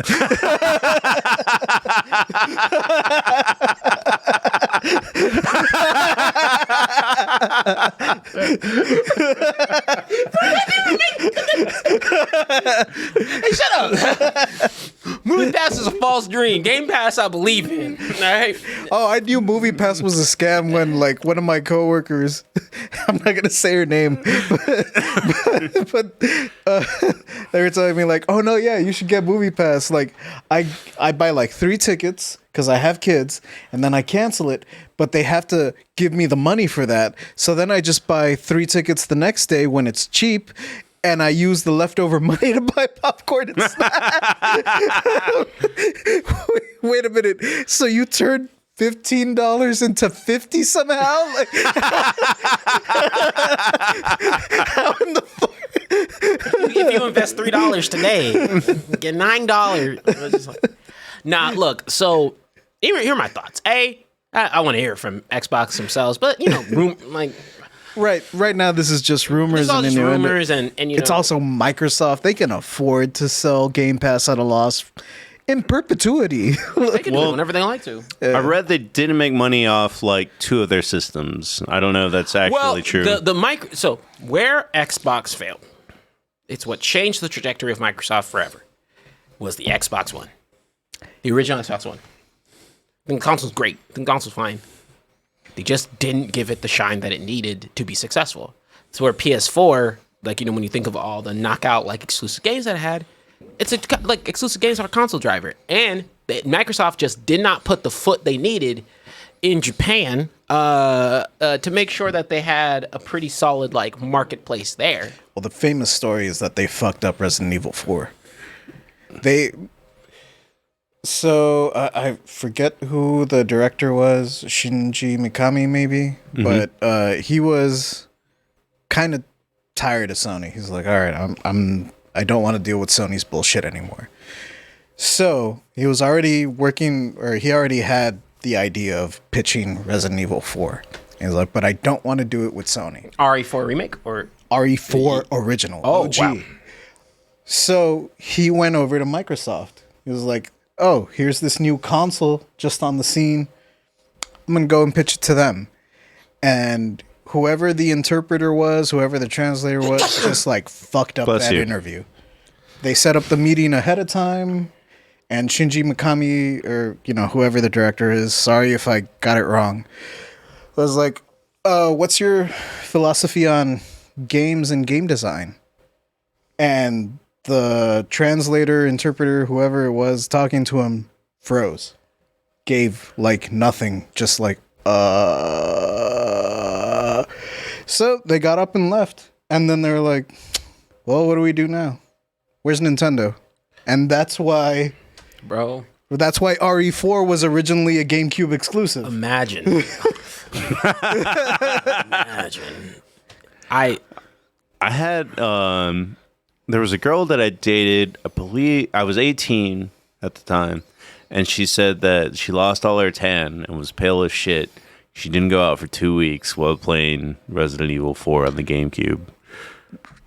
Yeah, man. If Xbox had gotten Resident Evil 4, like we'd be having a different Capcom lot. Yeah, we'd be having a completely different conversation. They just did the thing. So they tried. They're doing the things they needed to have done a few years ago in terms of really working closely and partnering closely with a lot of different developers to get awesome games on their console.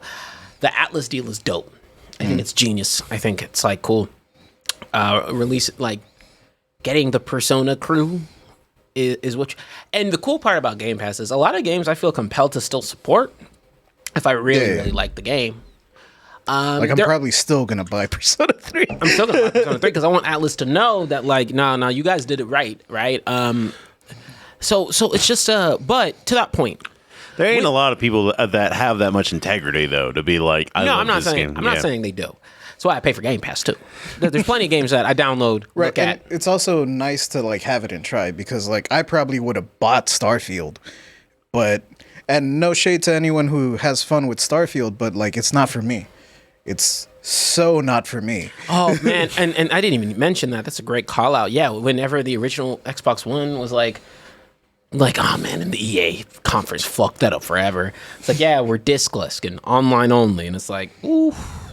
No one liked that. No, DRM is stupid. All right. And then PlayStation clapped back with like, here's how you share your games on PlayStation 4. Here you go. And that shit talking, which, hey, look, say what you will about console wars, but that's the shit talking I miss. Miss Xbox. Yeah, mix Xbox. Well, Nintendo and PlayStation are never going to fucking talk shit to each other. So there's that. Well, no, it's just because, bro, no, look, Microsoft and Xbox are like cats and dogs. And then fucking Nintendo is like a bird. It's a fucking iguana that's just kind of... Motherfucker's not even it's not even an animal. It's a baby. It's like motherfucker's just a different species completely. It's just like not. It's just its own bubble of Nintendoing because the thing is, Nintendo did a great positioning. They still make playing cards. Like that's how fucking weird and like the adult obtuse, playing cards. Yeah, like they make the King of Spades. And no, that's why I'm like Nintendo's positioning was the smartest positioning ever. They're like, we're not the only console you'll have, but we'll always be there. And it's like, yeah, you'll fuck you right. Yeah, I said, no matter what household you have, the first console you think you will have in your crib, shit. I was like, man, I got a Nintendo console because the only shit that I can get on Nintendo, I can only get on Nintendo to a higher extent than Sony. So it's like, I got 2 Switches in my crib. I need 2 Switches. I do want to buy a second one. Yeah, I mean, I want that OLED, baby. That's what I said, man. A Legend of Zelda shit got me scratching. I got it. But no, I mean, shout out to Microsoft for whatever choices they make. I think that leaning into game, like, because they said they were leaning into Game Pass. I think they've seen the success with it. from the drug money, but I don't care. Right, they've never given numbers, so for all I know, they somehow magically are turning a profit. Doubtful. The unit economics don't make sense, but they've done But I think if they keep on leaning into that mentality, they just want to get their games out to as many people as possible, get Game Pass on as many things as possible, and have people play those things as often as possible. I still think there's a place for an Xbox console. I mean, because it is an easier entry point. Microsoft gaming CEO Phil Spencer, in an interview Windows Central, revealed he spends over $1 billion a year, or 1/3 party. No, okay, no, Marcos, I'm gonna stop you right there. Stop reading. Service itself is profitable. Stop reading. They can say what the fuck they want. All right. Like, did that come from paperwork? Because no one released the numbers on this. I've looked at it, all right? And they just say it's profitable, and I do not understand. $230 million. In revenue, not profit. Thank you. Which, according to my calculations, technically, if they're spending over $1 billion and it's $230 in revenue, then we're not taking out. I'm just saying, there's no unit economics make this make sense. All right. I mean, this is just a thread, so it's meaningless. But analysis, I believe Game Pass could be losing 50 cents on every dollar. I would say more. I think they're losing every dollar for dollar of revenue because these are $60 games. Where they get the come up, where I think they get the come up is anything indie, right? Like, it's like cool. Yeah. But, dude, needless to go like way dollar back store mentality. to Xbox 360, those were one of my favorite, like, old school, like... Oh, the Xbox Arcade one? Xbox Arcade. We're playing Crash free Course, games. You've never played Castle Crashers. Ever played Doritos Crash Course? Shit's fire. But yeah, no, I think I do like, and to be fair, I have a PS5, and in comparison, I mean, when you have a PC, like, I'll be honest, like, I have a PC and a Steam Deck, so I can play a lot of games on that. I go to my Xbox, I have Game Pass, and I'm like, cool, I want to play on that. And then I go to my PS5 for the exclusives. I have a very, like, niche sort of route, and then, the Switch is dead for 5 months of the year, and then it's online for 5 months of the year. And we up until I got Wonder, I was like, well, that thing. But still, does that make me stop me from buying that fucking console? No, I didn't. I did it anyway. Speaking of the Switch 2, Switch 2's in a rumor, which rightfully so. Nintendo, make it super powerful this time. You're not going to listen, but please. They're not. no, they refuse to sell a console at a loss. Well, we're done with video game topics for now. And we're going to jump into a couple recommendations. It's very early in the year. So we're going to start with solo leveling. Hold up. Can I take a break? We're going to take a quick break, and then we're going to jump into solo leveling. Let's do our ad here. Hey guys, we're jumping back real quick with anime that we're currently watching. And we're starting with solo leveling. I caught the first 2 episodes. Didn't catch more than that. JJ, you've caught a lot more than that. What, 4? I think, yeah, 4. And TJ's probably all the way caught up with For what? solo leveling. I'm caught up on everything that we're talking about. Like, do my job. Kidding. It's not a job. This is a fun zones. Kidding, it's job. TJ's going to be here next week to review Madam Web, just so you all know. Sign me up for shit. Well, Maggie brings up that she read it. Why did she read it, JJ? Because it's a novel? It's a manhwa. Manhwa. And to be fair, the reason Korean. Korean Diamond One. That's a league joke, but I solo leveling, hands down, has one of the best. Not necessarily from an adaptation perspective, but just from an artistic perspective, one of the best art, pen to paper for a manhwa, manga, anything. It's one of the rare ones where if you read it, you feel like you're watching it. And it was really an awesome... It's why it got so much popularity the way it did, because the artist for it, who unfortunately passed away, they... How do I put it? They were just astonishingly talented in terms of how they were able to put that into fruition. If you had noticed, even the dialogue before solo leveling came out, people were worried about how it was going to look. mainly because the manhwa looked that good. So I had not heard about it, and Crunchyroll started pushing it.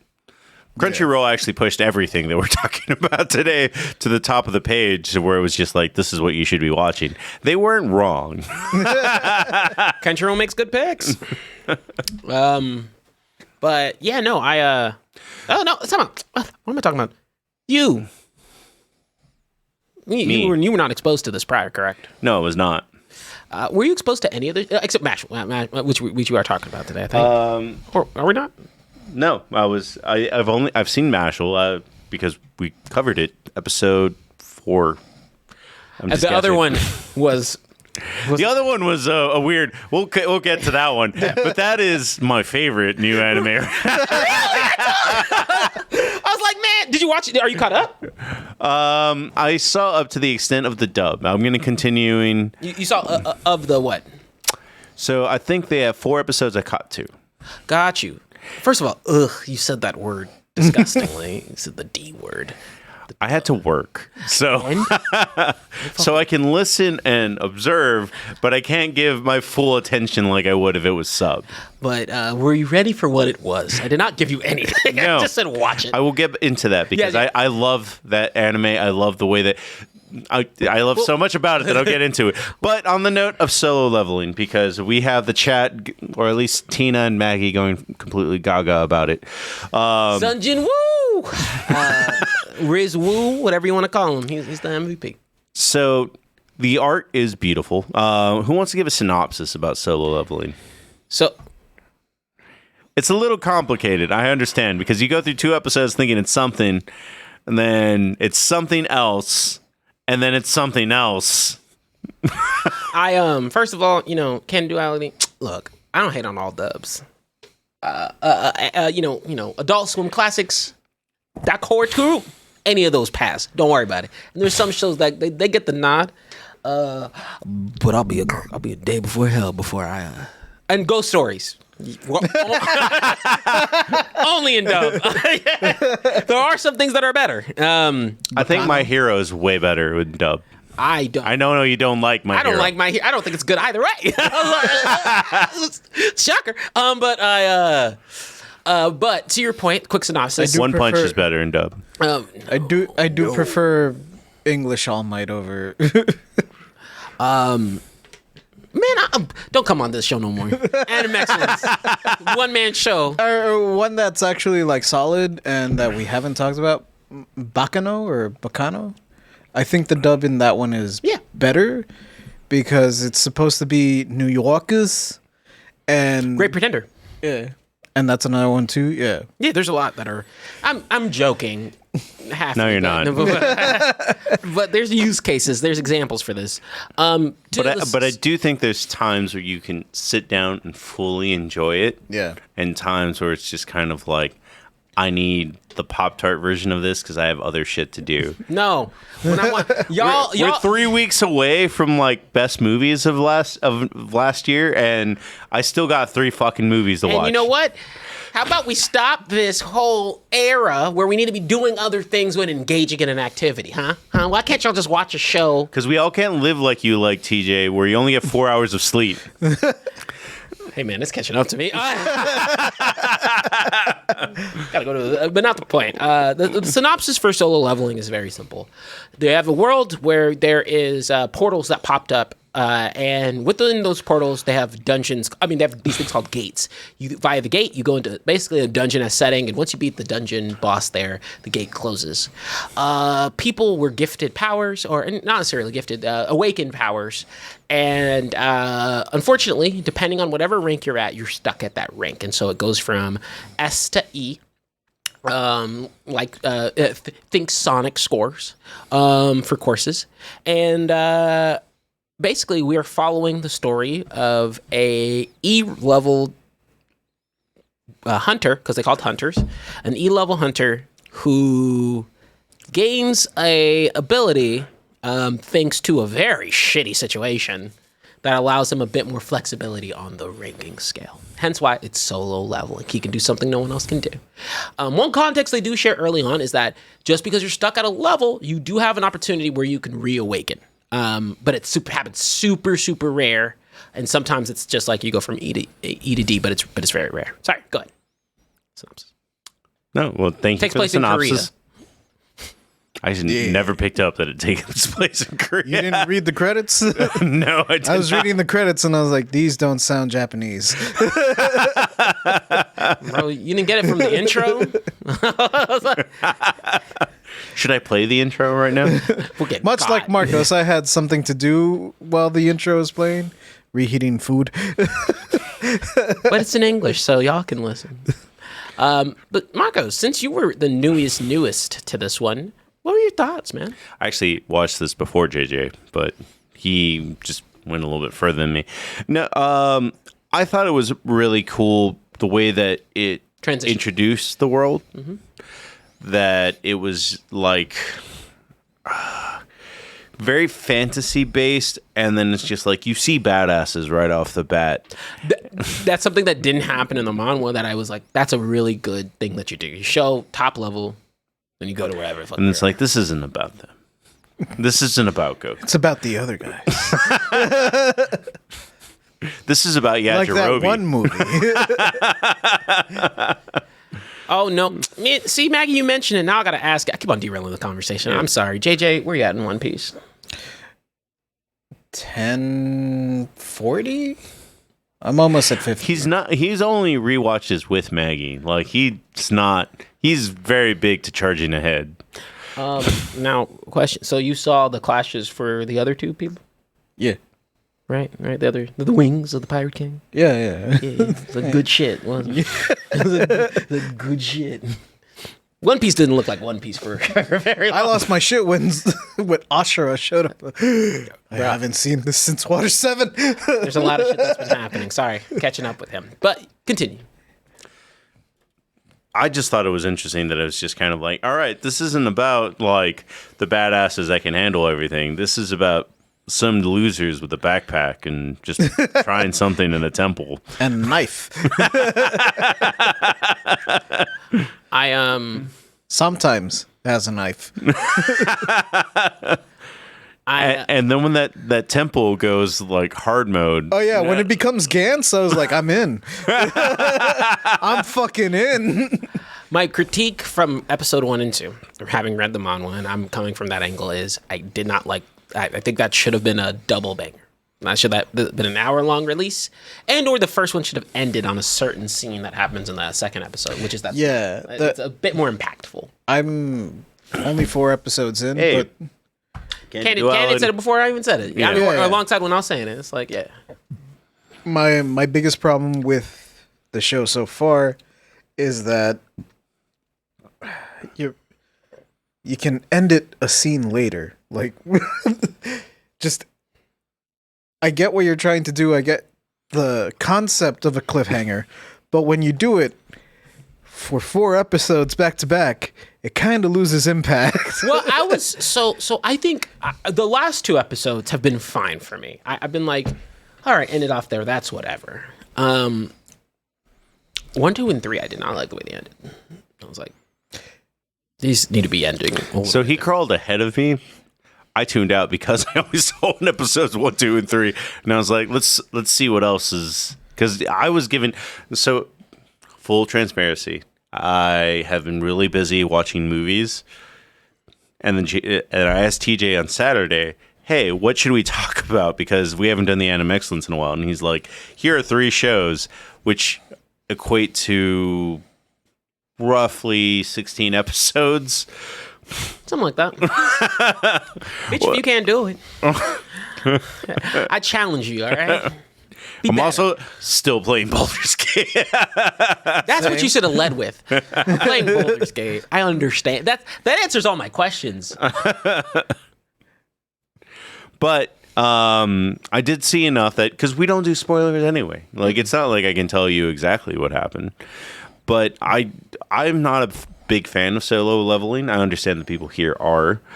I did fall in love with the second thing that we're about to talk to, but when it came to solo leveling, I'm just like, this is very dot hack sign for me, and I'm out. And then I walked out, and then I walked in with JJ being 4 episodes ahead of me, and I'm like, oh, it comes back around, and I'm like, I should have stuck with it. I need you to go back and watch those first episodes properly, sir. let's ignore you. I'm talking to you now. So, The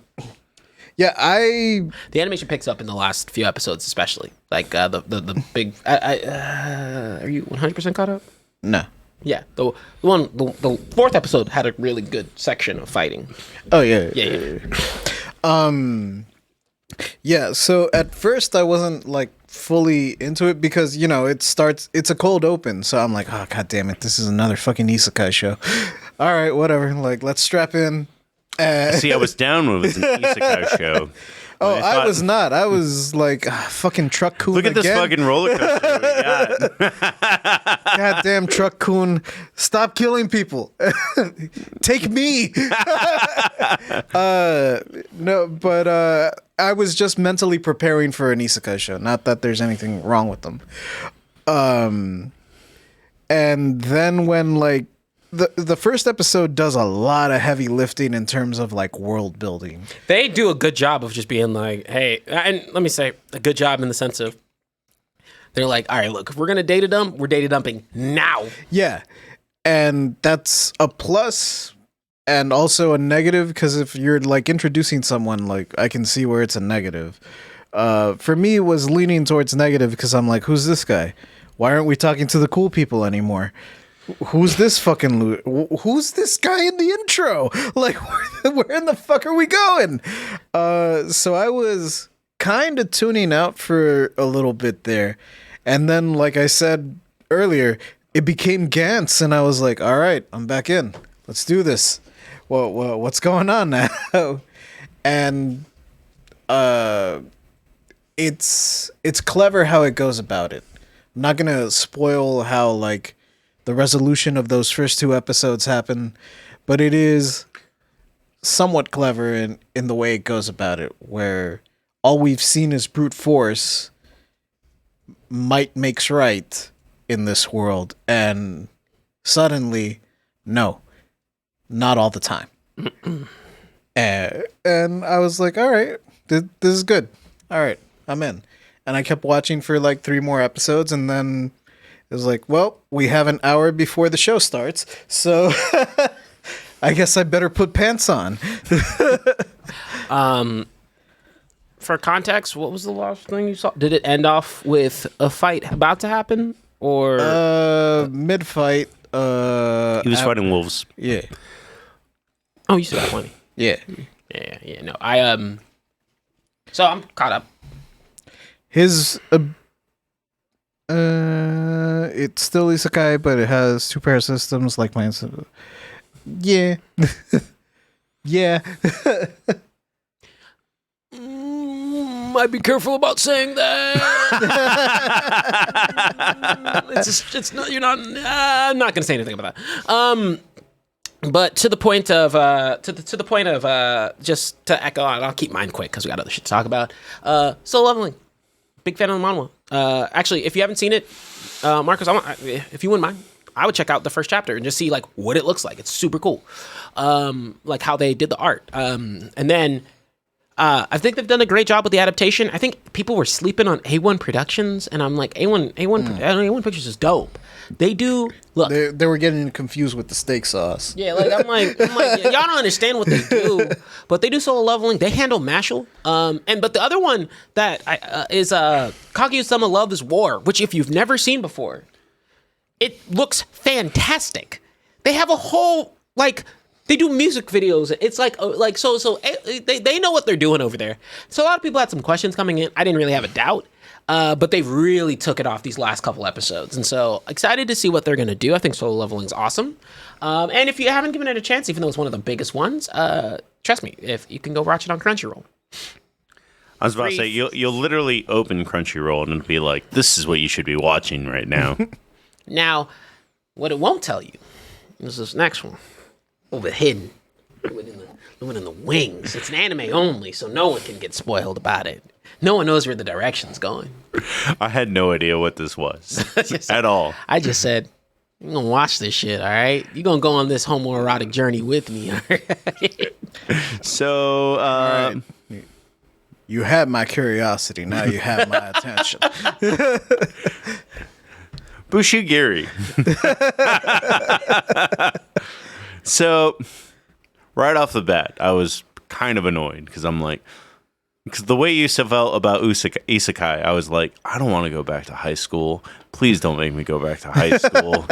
And I was super annoyed because it's like, oh, people fight in high school. I just fucking saw the Revengers for the first time last year. Don't do this again.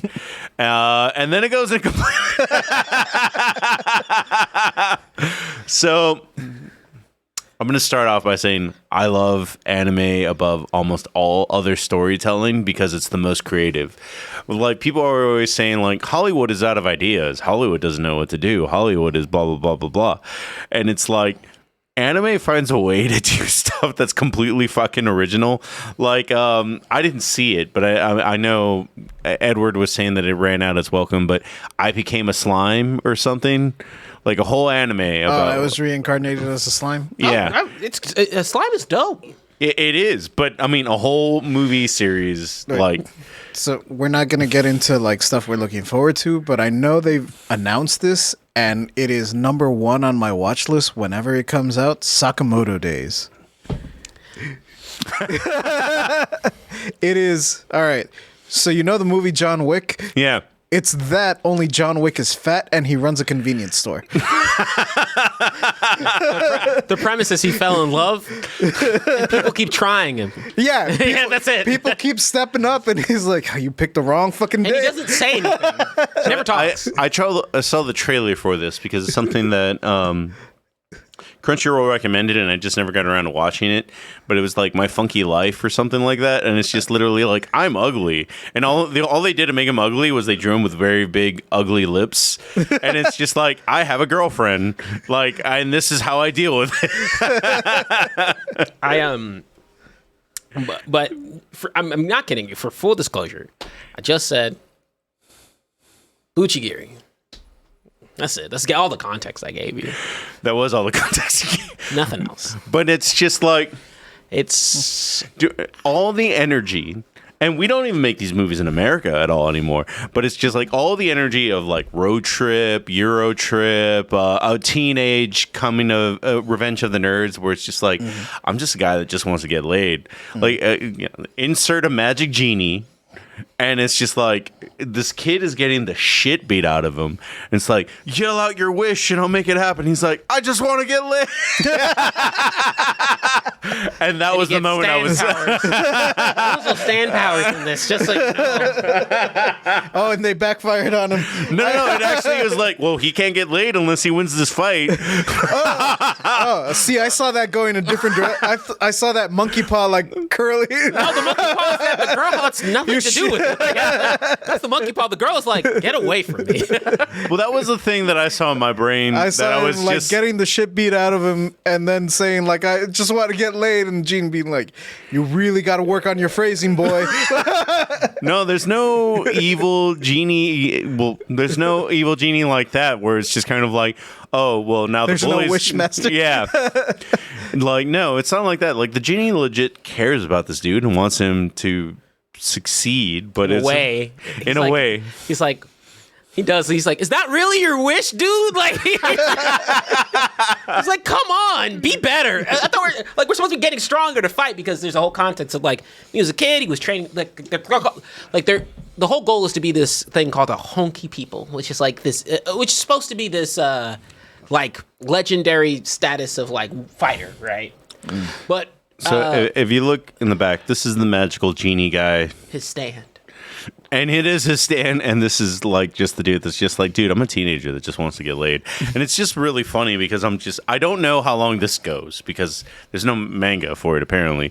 But it was just kind of one of those things where like when we talked about Mashle, and I'm like, this can't continue for very long. And TJ was like, oh, but it does. And it's solid all the way through.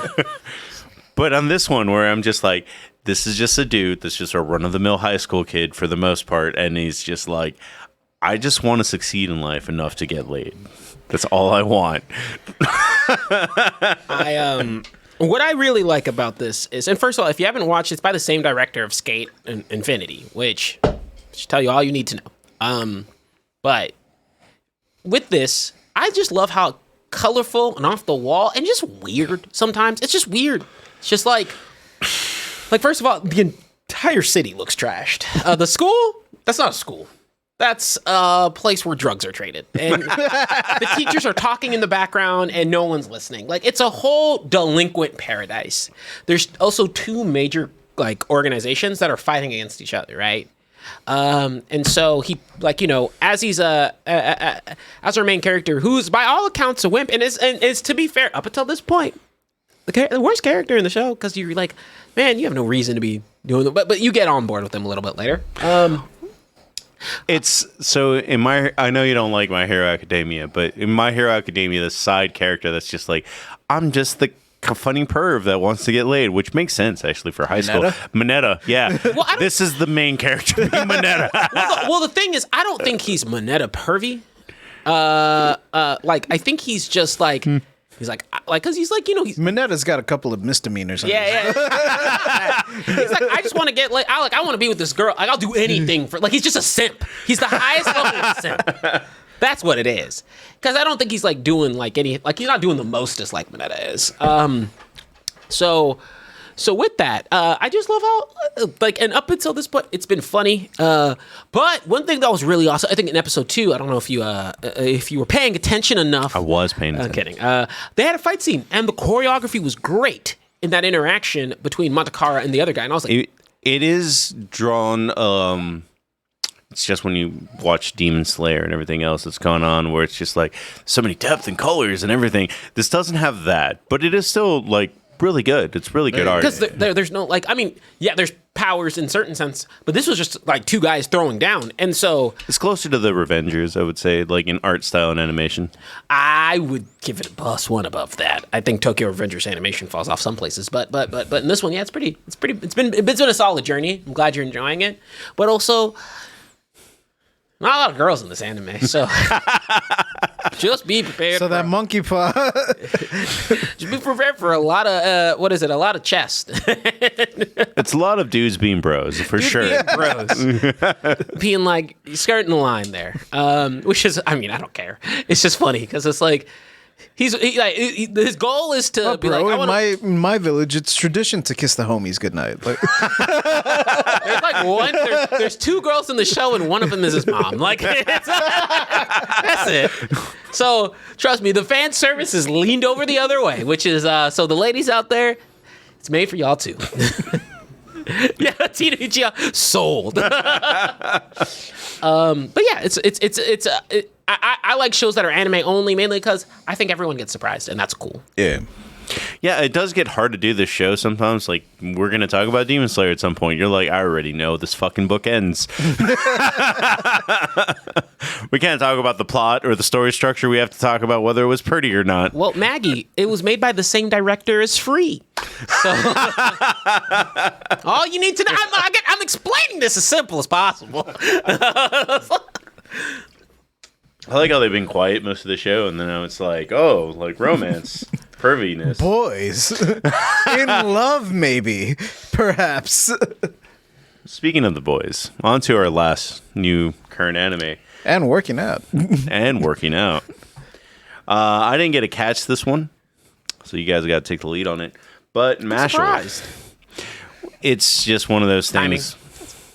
I know you don't dislike Mashle. No. I think Mashle is one of those that I do watch the sub, and I also need to be there. Like, I enjoy it on a Saturday morning with pancakes. Yeah. Well, Mashle has this, man, Mashle's up there for one of the best openings of the season. Bing bong bong bing. It's bong, awesome. bing, It's been, if you've been on TikTok or That's the way that we can do the intro. I don't have to give Key a headache. Bing bong bong bing bong bong. But We could just do the meme. man, like, same way that I felt about season 1 with Mashle. It's just a good time. It is. It's just is sometimes with anime, right? I think people try and reinvent the wheel a lot. Not to say that Mashle isn't unique in its own way. I feel I didn't have this issue, but a lot of people had this issue with One Punch Man season 2, where it's just kind of like you're too on the nose for this one. I think that so this one, I think some more players are at stakes here, but I also feel like what they do with Mashle to make it just so entertaining is, man, their comedic timing's really good, and they just do random shit, and they also are still heartwarming in some cases, but I think it's a compelling enough story. It gets serious when it needs to, and I think that with it, right? Whereas One Punch Man, like they've established from jump, no one's being Saitama. Mashle, like, okay, there's people who are at least in the realm of feasibility. It doesn't seem like it, but there's at least people in the realm of feasibility. That he bleeds. Yeah, right. He bleeds. He gets hurt. Like the most latest episode, like it was like a situation where he was like, "Oh shit," for 2 seconds, and I was like, "Oh wait, I'm me." I could just flex out of this. Hey, Well, hey, stop hitting on each other in the chat. I remember in the Scaring away the other people. I started rewatching the last season to catch up, and I got up to the point, and this is just where I ended my rewatch, where he fights the first person that's a kind of a threat, and it's the puppet master guy, and it's just like, oh, he lost his gold coin, and then it's just like, oh no, quickly changed my button out, spat it at you, and then I got my gold coin back. Like, even people that are a threat to Mashle are not really a threat to Mashle. That changes a little bit, but it's interesting because like, you know, I feel like this season's doing a good job of establishing people who are like just showing some other cool shit going on in the magic world. I couldn't get past episode 2. Too silly. Team Magic, not Muscle Serenity. Muscles are magic. Muscle magic is a thing. And I also feel like Mashle is just one of those ones where they take a turn in some places, right? By the way, just really insider baseball that I thought was funny, and you're probably going to have some sort of opinion on it. Maggie got mad at me because in Baldur's Gate, my crew is no Maj. It's me, that's a barbarian, Karlak, that's a barbarian, Lizelle, and Asterion. There's no magic in my thing. I'm just going to beat the shit out of you until you die. I went the other way because I'm the nomad. I'm a monk. Bro, monk class is best class. I'm just letting y'all know. I punch shit. So when I had to fight those harpies in Act 1, I was like, ah, shit. Which one of you's got mad? Which one of you can fireball this shit? Hey, man, I use my air fist as a monk. I'm like, oh no, the answer. I am straight up an aura monk. I will stand in the middle of the road and I was like, Radio Raheem with me. That's my crew. Oh no, the way I finally defeated those harpies was like, all right, so if kid dies, bad. I'm going to stand in between the kid. Come at me, harpy. Sorry, brain was farted. So Mashle. You got me into Baldur's Gate. Oh no, yeah. I am not way of the four elements or way. I am way of the fist. Way of the fist. I am like Rock Lee. And I say, like, you know, the cool part about Mashle, or at least what I like, is to me it's like every other shonen. Like, shonen start silly and fun, and I think we've kind of pulled back from that. It's a little more comedy than some others, but it also does go into some, like, it touches some themes that are like rather interesting. It also has some compelling moments too. I think the last, like, it's just I think it's like a classic good case of shonen where it's a little funny. They do some outlandish shit a lot of the times. And where the story, and I don't think people are expecting where the story does go, because I don't want to spoil anything. It's just like this season is the one where it's like a lot of stuff turns up a little bit, and it just shows a broader perspective on a lot of things, rightfully so, because, like, you know, the big players were alluded to at the end of the last show. So yeah, I don't know, man, it's a treat for me always. I get a good laugh. Or I don't, you know, sometimes he's just beating the shit out of people, and I like that too. Or burying them. Or burying, dude, that's the best. That's still my favorite moment in, like, anime, like, probably of all of last year. He's like, I'll bury you. Go ahead. No, yeah. I really dug the first season. Haven't read past like where the first season got me because I don't want to be spoiled. But yeah, even like the first 2 episodes of season 2 of Mashle are mostly talking. Like it's mostly just them like, all right, we know your secret, and it's a problem in our society. Society deems that you should not exist. Mm-hmm. And it's really just them like going through almost like the politics of it, and then finally Dumbledore being like, I say he's cool, like 10,000 points for Gryffindor. And he's just like, all right, man, you got to make my life easy. I'm helping you out. But like it's still entertaining, and it's one of those shows where like, all right, yeah, I have to dedicate my full attention. No one texts me, no one message me. I wake up early on Sundays so that I can watch MASH. It's a good time. No judgment here. It's a good time. Yeah, just without interruptions. If my phone goes off, that's an email. It can wait. I think with Everyone who I care about is sleeping. I think with Mashle, it's just one of those things where sometimes you need a little bit of a Saturday morning, like you said, Saturday morning bowl of cereal. Yeah. Like, I just want to see anime and have it hits a shonen note that I don't think a lot of shows get to hit, where it's just like, I don't man, think any of them hit this kind of fun note. It's like I said the first time we talked about it, it is very much like a Fox Kids show. Like it feels like a fucking Fox Kids show where it's like I'm watching this and then I'm watching Flint the Time Detective. and it's like, it's not, and it's like, you know, a little bit leveled up from like that. And it's Yeah, like, cool, yeah. I can still get some themes, but at the end of the day, I'm going to see someone who fucking breaks the rules of the fucking show every time. Until he doesn't. And then he figures out more ways to get creative with it. Man, and they've upped the budget a little bit. You can tell the animation's great in this season. They have some moments that are awesome.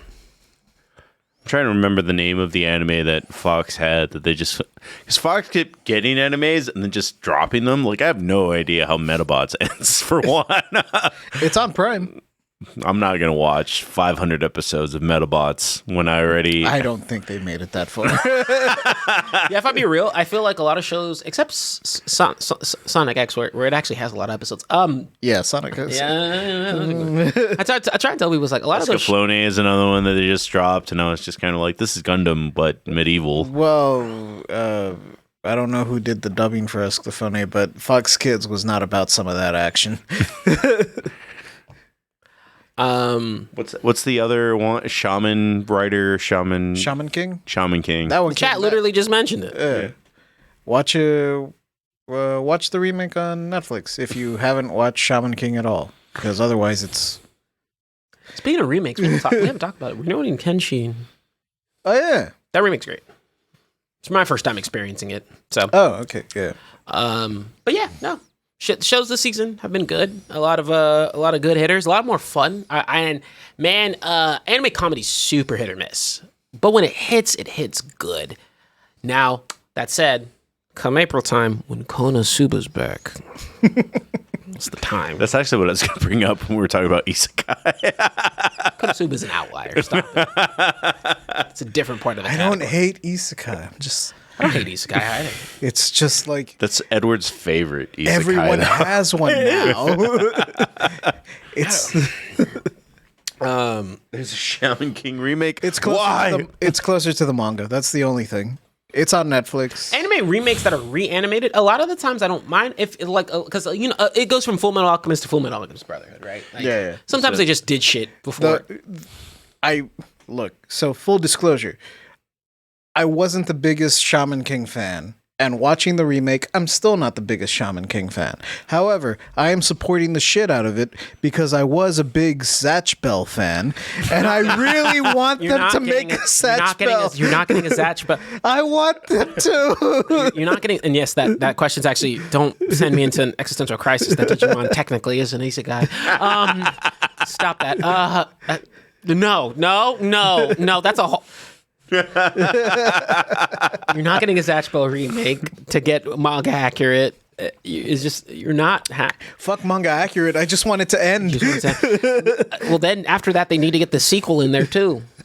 This is how far I'm into Shaman King. I don't know where it is in the general length of Shaman King, but they made the Bruce Lee character was badass, and then the Bruce Lee character just gets jobbed out at some point where it's just like, oh, he was an actor, but this guy that is my spirit dead guy from 1,000 years earlier is way cooler than Bruce Lee. And I was like, all right, I'm out. Fuck this show. Before MMA was invented, please. Your samurai guy probably uses Tai Chi. Shout out to Base Dude. He came and he said, it's Nash Bell, you bitches. he caught me on my look. Zatch Bell was one of the one of my dub ones that I watched as a kid. I'm gonna name my kids after Satch Bell spells. Bow Zakaraga? Yeah.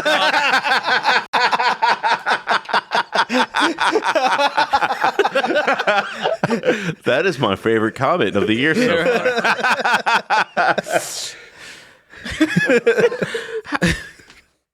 far. Never finished the anime. No, I would. If you haven't had the opportunity to, and you already, if you read Zatch Nash Bell, the first one, the sequel is really good. All right. And I was surprised. I didn't know what they were gonna do, but it's interesting. It's a fun time. I'll have to check that out. Different approach. All right, guys, we're gonna take a quick commercial break. Quick. Then afterwards, we're gonna jump into trailers for what we're looking forward to for the next year. Hey guys, just want you to know Valentine's Day is coming up, and some of y'all might be struggling with too much fuzz downstairs is the best way I can put it. JJ is running out right now because he's struggling out with fuzz. And what is he? Imagine what it's like downstairs. Dude.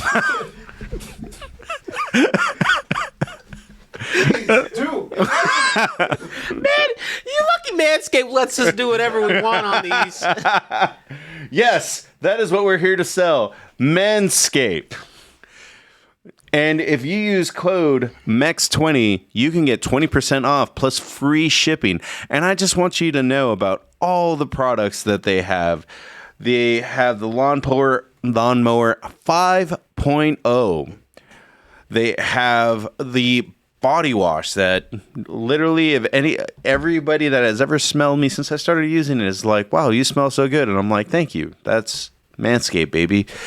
And TJ is such a big fan of Manscaped as well. He's literally shaking his head like, dude, I can't get enough. You just caught me off guard. Yeah, I'm a huge Manscaped fan. But yeah, no, don't undersell it like that. I love Manscaped. You just caught me. I was like, hold up, what? You're not underselling it. Yeah, I love Manscaped. You're just being subtle about it because you're so cool. You how do I put it? Someone said Mark smelled terrible before. That's not, but he did smell better with Manscaped. And I think everyone's general hygiene goes up when you have the opportunity to use Manscaped. And thank you guys so much for your support on Manscaped and our partnership. They've been amazing to get to work with, and we continue getting the luck of getting to partner with them. But yeah, guys, Valentine's Day is coming up. No one wants to be fuzzy. Everybody wants to have be as trim as possible, be as neat as possible, and smell as nice as possible. And with Manscaped, all that is possible. You can probably won't get there in time, but it'll get there in time for the weekend. If you order right now, please use code MEX20 and get yourself the Lawnmower 5.0, get yourself the body wash, get yourself the Handyman, get yourself the Boxers. The Boxers stop all sorts of chub rub and can keep you right, everything together and neat as well as much as it can be. Look, they even have, I believe that's cologne now. So go shopping on Manscaped, get everything you need, and we'll be right back with the show. Hey guys, I have no idea what happens to this next segment once Key gets a hold of it. So thanks for joining us and watching these trailers with us. So we're going to watch 3 trailers of things that we're looking forward to. 4 trailers of things that we're looking forward to. We're going to Before that, take it. Manscaped. My hair is totally not tucked into my shirt. It's all Manscaped. You're clean and fresh. We're going to start with Go-Go Loser Rangers. So, preface here. Have y'all seen anything on this? No, I'm not. No. I didn't even know we were covering this.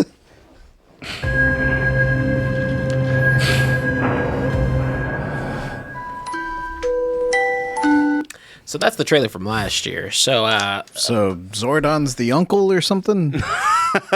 let me give some context to help out. I don't want to spoil anything too much because this one's very. You have to go in kind of blind. But let's just say instead of following the Rangers, you're 恒例 following. となった日曜決戦には多くの観客が誰が決めた Perfect. That Figured that we needed another trailer. Don't cut me off like that again. Gosh. No, I'm kidding. But yeah, the premise, or at least all I can give you, is that you are following the shoes of the henchman. Now, henchmen in general for a bit, but henchmen. And what is it like whenever you're in a world where there is Rangers, and then you're on the other side? And you're the fodder. You sold me on Henchman because it just reminds me of Venture Brothers. And 21 and 24 were my favorite characters by far. Now, granted, with this one, what's really cool is just like, first of all, the mangas are dope.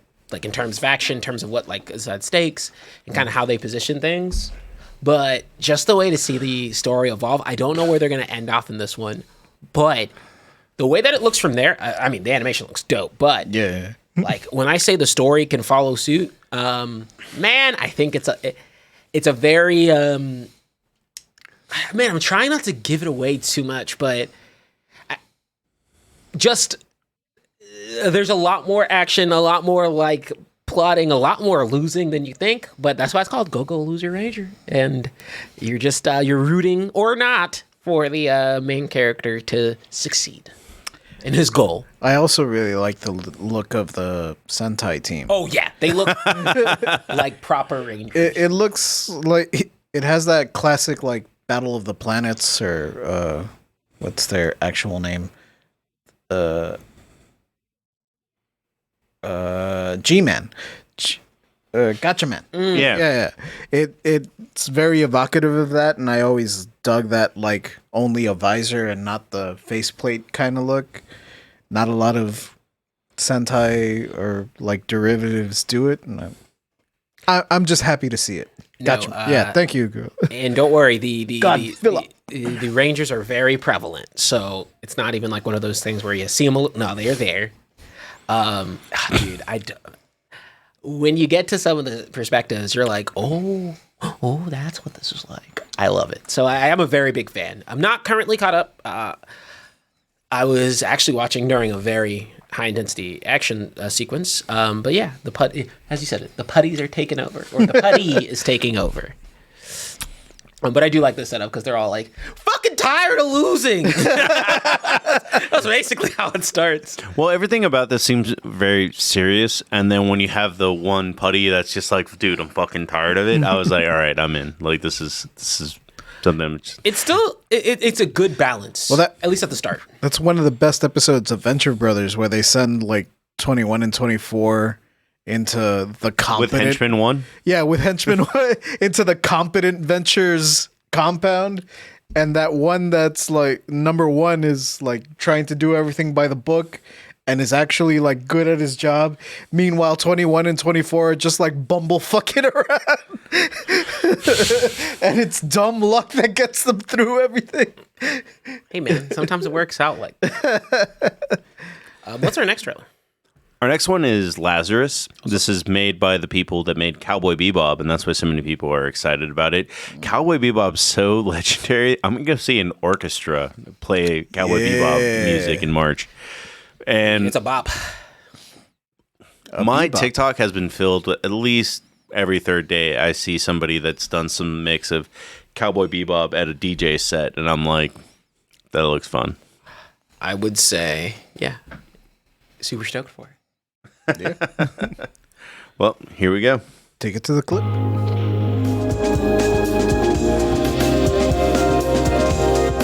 So, you know how we were talking about Mashle being that, like, Fox Kids sort of nostalgia? Yeah.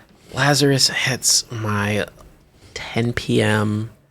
Saturday Adult Swim vibes to a fucking T. The sound It does, yeah. that's music. That is music straight from, like, literally music straight from, or it feels like music straight from an Adult Swim cut, Toonami cut. Yeah. It's hitting a lot of notes for me. The animation looks really solid. I'm like, I didn't pick up one thing about what that plot is. So Yeah, no. I was like, all right, trailers so you do that. this is I'm picking up like Mirror's Edge vibes with the parkour and the jumping on the cranes. I'm picking up some John Woo influences with the doves at the end, like Makes me want to jump off some buildings in the healthy way. parkour. yeah. Parkour. Parkour. But no, yeah, it looks really good. I'm down for whatever it is. I don't know what it's gonna end up being at the end. No idea. But I'm sure I could read some fucking synopsis, but I don't want to. I miss when yeah. trailer. Mandarin only. I want to just take a random moment to pivot to the Super Bowl and just so you guys know that I'm really excited for this trailer because there's only one Marvel trailer.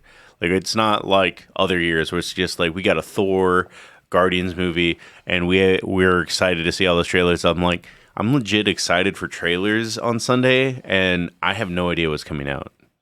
Like, there's no idea. I have no idea what's coming out in the next 3 or 4 months. Like, I'm not the kind of nerd that reads that far ahead.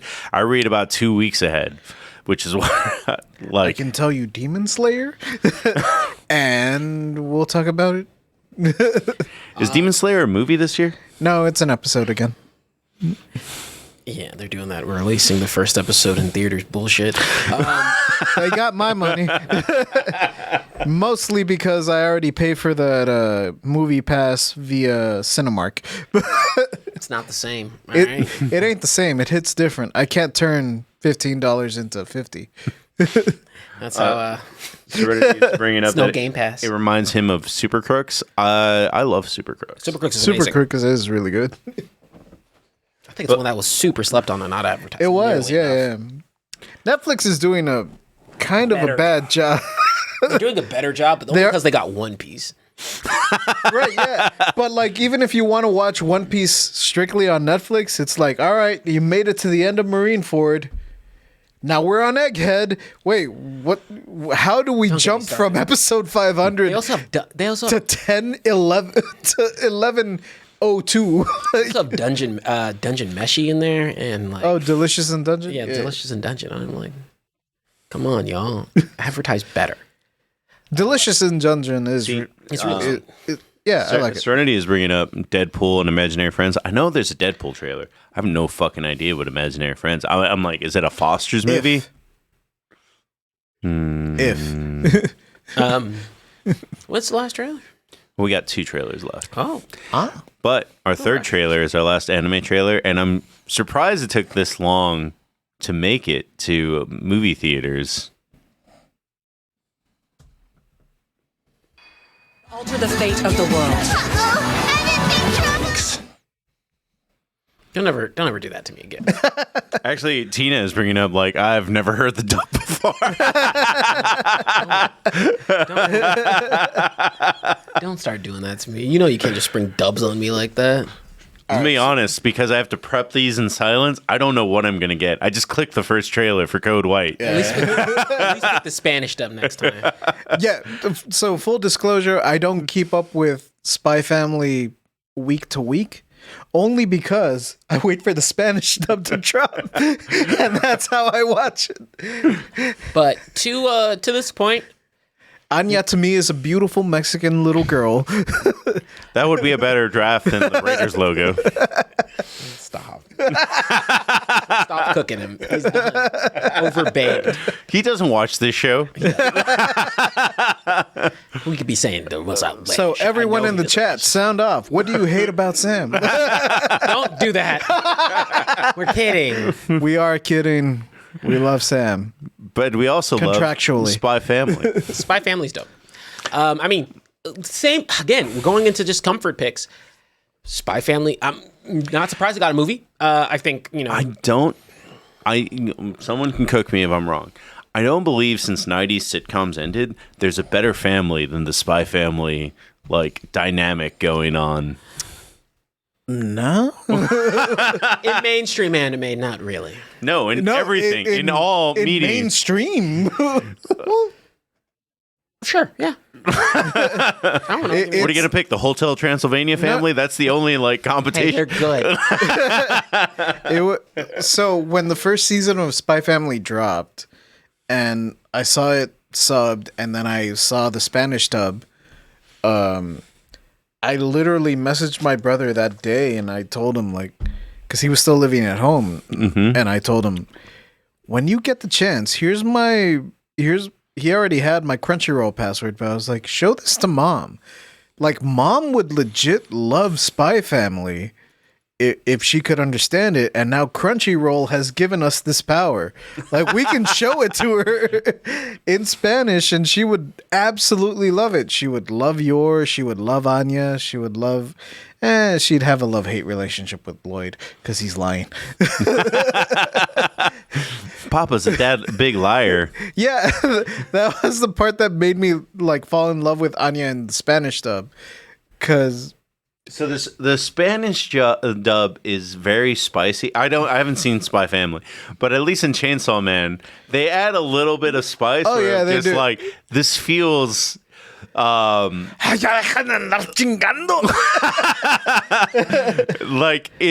English dub is bad in Chainsaw Man to a degree, but the Spanish dub, with everyone being a low-life piece of shit, they feel right at home being you ain't got... Mexico heard the description of Denji and they were like, say less. Ay, para de chingar! I think that when it comes to other language dubs, especially, I'll use Spanish as an example.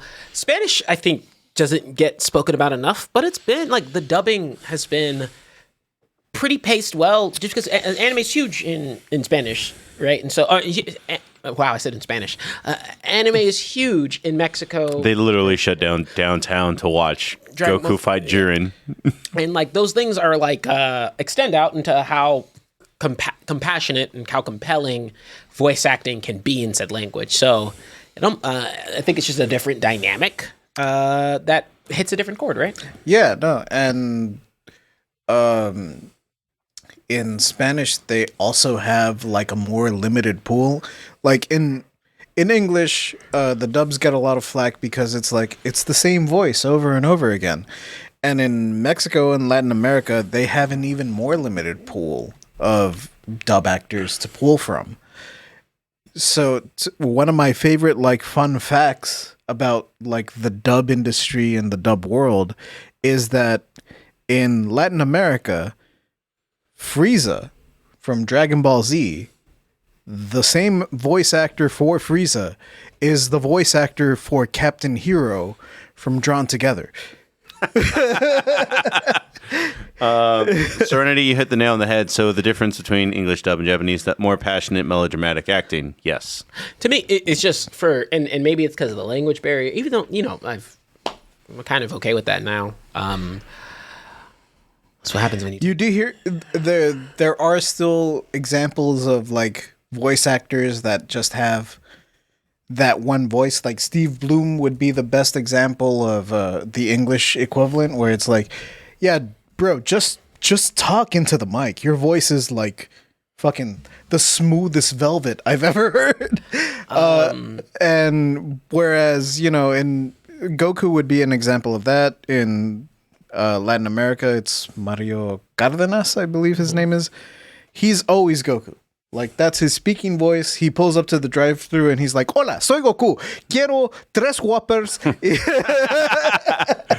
Whereas the voice of Frieza, he... ¡Odio las malditas verduras! ¡Las zanahorias! ¡Oye, no lances las verduras! ¡Loca! ¿No te parece una grosería hacia los agricultores que la cultivaron? Tu mierda apesta.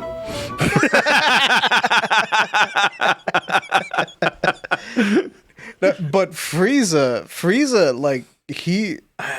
I really wish I could remember his name, but he's more like the Tom Kenny of like Mexican voice actors because his Frieza is like, malditos insectos, como los odio. And for Captain Hero, he's like, hola, soy capitanazo. Hola chicos, hoy les presento la lección, el chiquito sobe de atrás. No, I'm here. I'm sitting here just absorbing y'all's passion. It's cute. It's But Hey man, we don't get to talk about Spanish dubs a lot. Yeah. I just think I don't know what it is about English dubs that sometimes, unless it's ghost stories, in which case it's this. There's 1,000 times better. No, but no jokes. I think that it just takes a very like. And if we ever get the Patreon running, you can pay to watch Sam watch ghost stories. I think he'd love ghost stories. Because if he does, it's gonna ruin it. Pay to watch us do it. JJ is seducing us in Espanol. For something like English, Serenity, me recuerdas del cereal. I think with English, Solo te falta tu leche y tu plátano.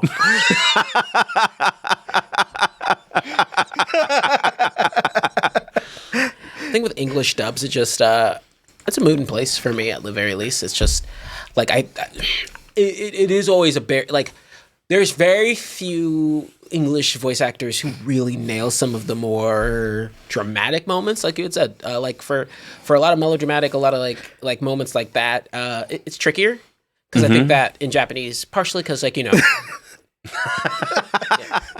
Partially because you have how do I put it? I feel like the way and the expressions are more intentional when it comes to Japanese dub, but also sometimes translations don't always translate the smoothest as well. So whenever you're hearing it in English, either a delivery can be extended, it can be cut short, and even translations to other languages fits a bit more because English is just a different fundamental like breakdown of languages for how we set things up, particles, grammar, and notion otherwise, right? A lot of languages do it very similarly where you're really focused, like you might mention something at the start, but you're focused on the particle like later and things of that nature, right? And so, yeah. You start watching JoJo. Oh, okay. Yeah. I mean, I don't speak Japanese, but I do know that something gets lost in translation because whenever I see a Mexican thing get translated into English, like one of my favorite things that I've never actually seen done right is that in Mexican or in Spanish, they'll be like, hey, culo. I'm not going to let that slide. Well, I don't know. I don't even know if it's Spain Spanish because I don't know what their fucking slang words are either. But no, it doesn't count. You're trying I know to save some yourself. of them. But is culo a Spanish slang word in Spain? I think it means the same. I think that one does cross over. Okay, so I can't get over. It's like in Mexican. I'm like, bro. Well, it's just because me and JJ end up in these conversations where it's like Dominican cuss words are this, Mexican cuss words are that. I'm just giving you a hard time. I know what you mean. But like Tina sent me like a meme in Spanish, and she's like, "What does this mean?" And I was like, "Well, that's not in Mexican. That's in Dominican." So, from context clues, I can tell you that it kind of means this, but She should have sent it to me as the resident Dominican on every other weekday. But like I've never seen culo properly translated because in Mexican Spanish it's like it's that feeling when your butthole tightens. Like, oh, you're being culo, like you're being scared. And they always just every time I've seen it translated in a movie, they're like, oh, he's being an asshole. And I'm like, that's not the context of what he meant at all. What I learned about culo was from the Robot Chicken. This is real deep. The Robot Chicken Papa the Rapper skit where he's like, if it keeps my culo safe, best your ass I'm gonna squeal. That's from context, yes. And I'm like, oh. Yeah. Baby's first Spanish. And then, 4 years of Spanish because Texas mandates and then college Spanish. And so, yeah. Well, on to our last trailer. This one is only in English, so you Also, won't get mad at me. hype for Spy Family. If Yes. that didn't come across. Oh yeah, that. dude, I'm Oh, yeah. definitely going to see that in I theaters. think it's hard to talk about Spy Family because it's just like it's good. Good show, good. I'm probably going to end up watching Spy Family this weekend. But on to our last trailer. This was also comes requested from Key. I have not seen this, so this is going to be the first one I go into blind.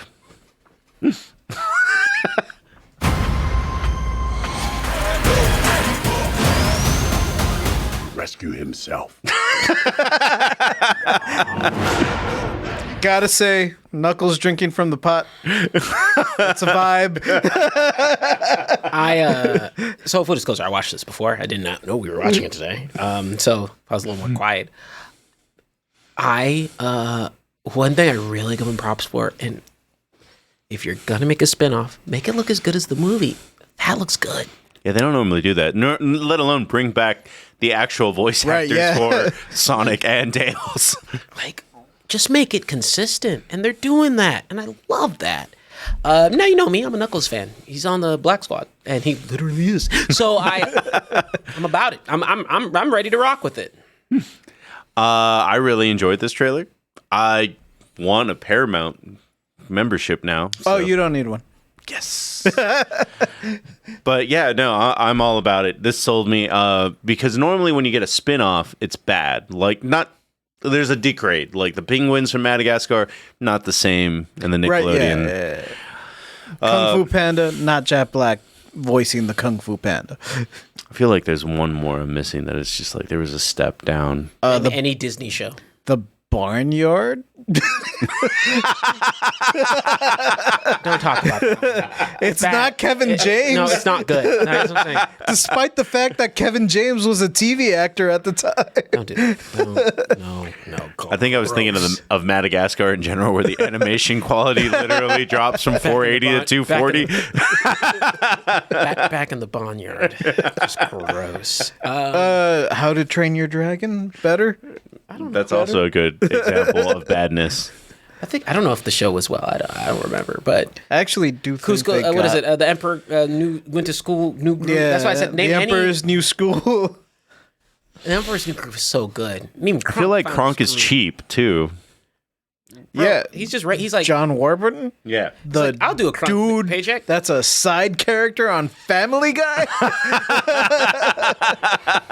But I think they got him though for the show. I think they did. Yeah. So in this case, right? Yeah. I mean, I think we're all down for it. Looks good, at least as far as I'm concerned. And it's real cool to think that Sonic is like leading the charge in something. Again, Sega, come on. Just make your games right. You'll be good. They've been trying so hard for so long, and I don't know how they get a wild hair to do something completely different because everything. Sonic Frontiers is not like any other Sonic game. It's actually good. Like, not great, but like It's adequate. good. They just don't do like they have success with one thing, and then they're like, "Fuck it, we'll just switch it up." And I'm like, "Stop doing that." That's really been their biggest hindrance is that like, people really like Generations and the style of gameplay that Generations offers. Lilo and Stitch the show was good. I'll give you that one. I actually liked Lilo and Stitch. Lilo and Stitch was good. People really like Generations. Let's in the next one make him a werewolf. That was I know that was before, but it's like they keep jumping to a different mechanic every time. I'm also like just on a random trailer note, weirded out that we've come to this point because this song is 20, 30 years old, depending on Nuck if you buck. I assume it's 96, 98 kind of thing. But like, I didn't expect to hear it in a kid's fucking trailer. And and once I hate that, I was like, oh, okay. Well, once I surprised saw I didn't do it before. Well, once I saw Biggie come out in a Transformers trailer, and they did everything to not say the N-word. If you don't know, then and I'm like, they did everything to get around it, and I'm like, and that's perfectly cut for that trailer, honestly. This one fits a little better. It does, but I'm just like, damn, we're gonna reach a point where it's just kind of like everything is Like gin and juice will be in a trailer, and they're just gonna cut out gin. Shut up. Holy, I'll stop watching things if that happens. Like gin and The juice. Super Bowl is this Sunday. It might happen. It'll be Grown Ups 3, and then it'll be a gin and juice. No, it'll be Neighbors 3. No, sorry. I my brain's short circuiting. Oh, my bad. Well, that is a good sign for us to go home. And Cowboy Knuckles is best Knuckles. on that note, please join us this Sunday at 12:30. We're going to be giving away prizes. We're going to be giving away sound football. We're going to be giving away some Manscaped. Please. Who's it signed by? Us. So hang on to that. Actually, hold up. Can I sign it live? Toss it to me. Yeah. Sign it live. See me? Sign it.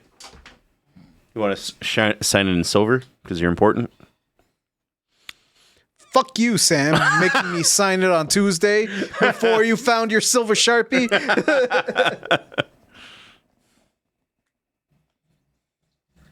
And I use a different signature than the one I use on receipts, so y'all fuckers can't copy it. All right? I don't think that's what they were worried about. What's funny about my signature? I started like signing it like, a check. Oh, dude, the Des got my neck, my back in an animated movie about a giraffe. We need to leave. We need to leave. We need to leave. We need to leave. We need to go. The internet. Gross. I mean, we literally have a member of this party that literally works in advertising. He's gonna make it so. But gross. Get us out of here. Good night, everybody. Joining us Sunday at 12:30 Central. And we're gonna be giving out awards. We're gonna be talking about the weird coaching choices that have happened, and then have our picks for the Super Apparently, Bowl. I'm gonna be on. At this rate. Good night, everybody.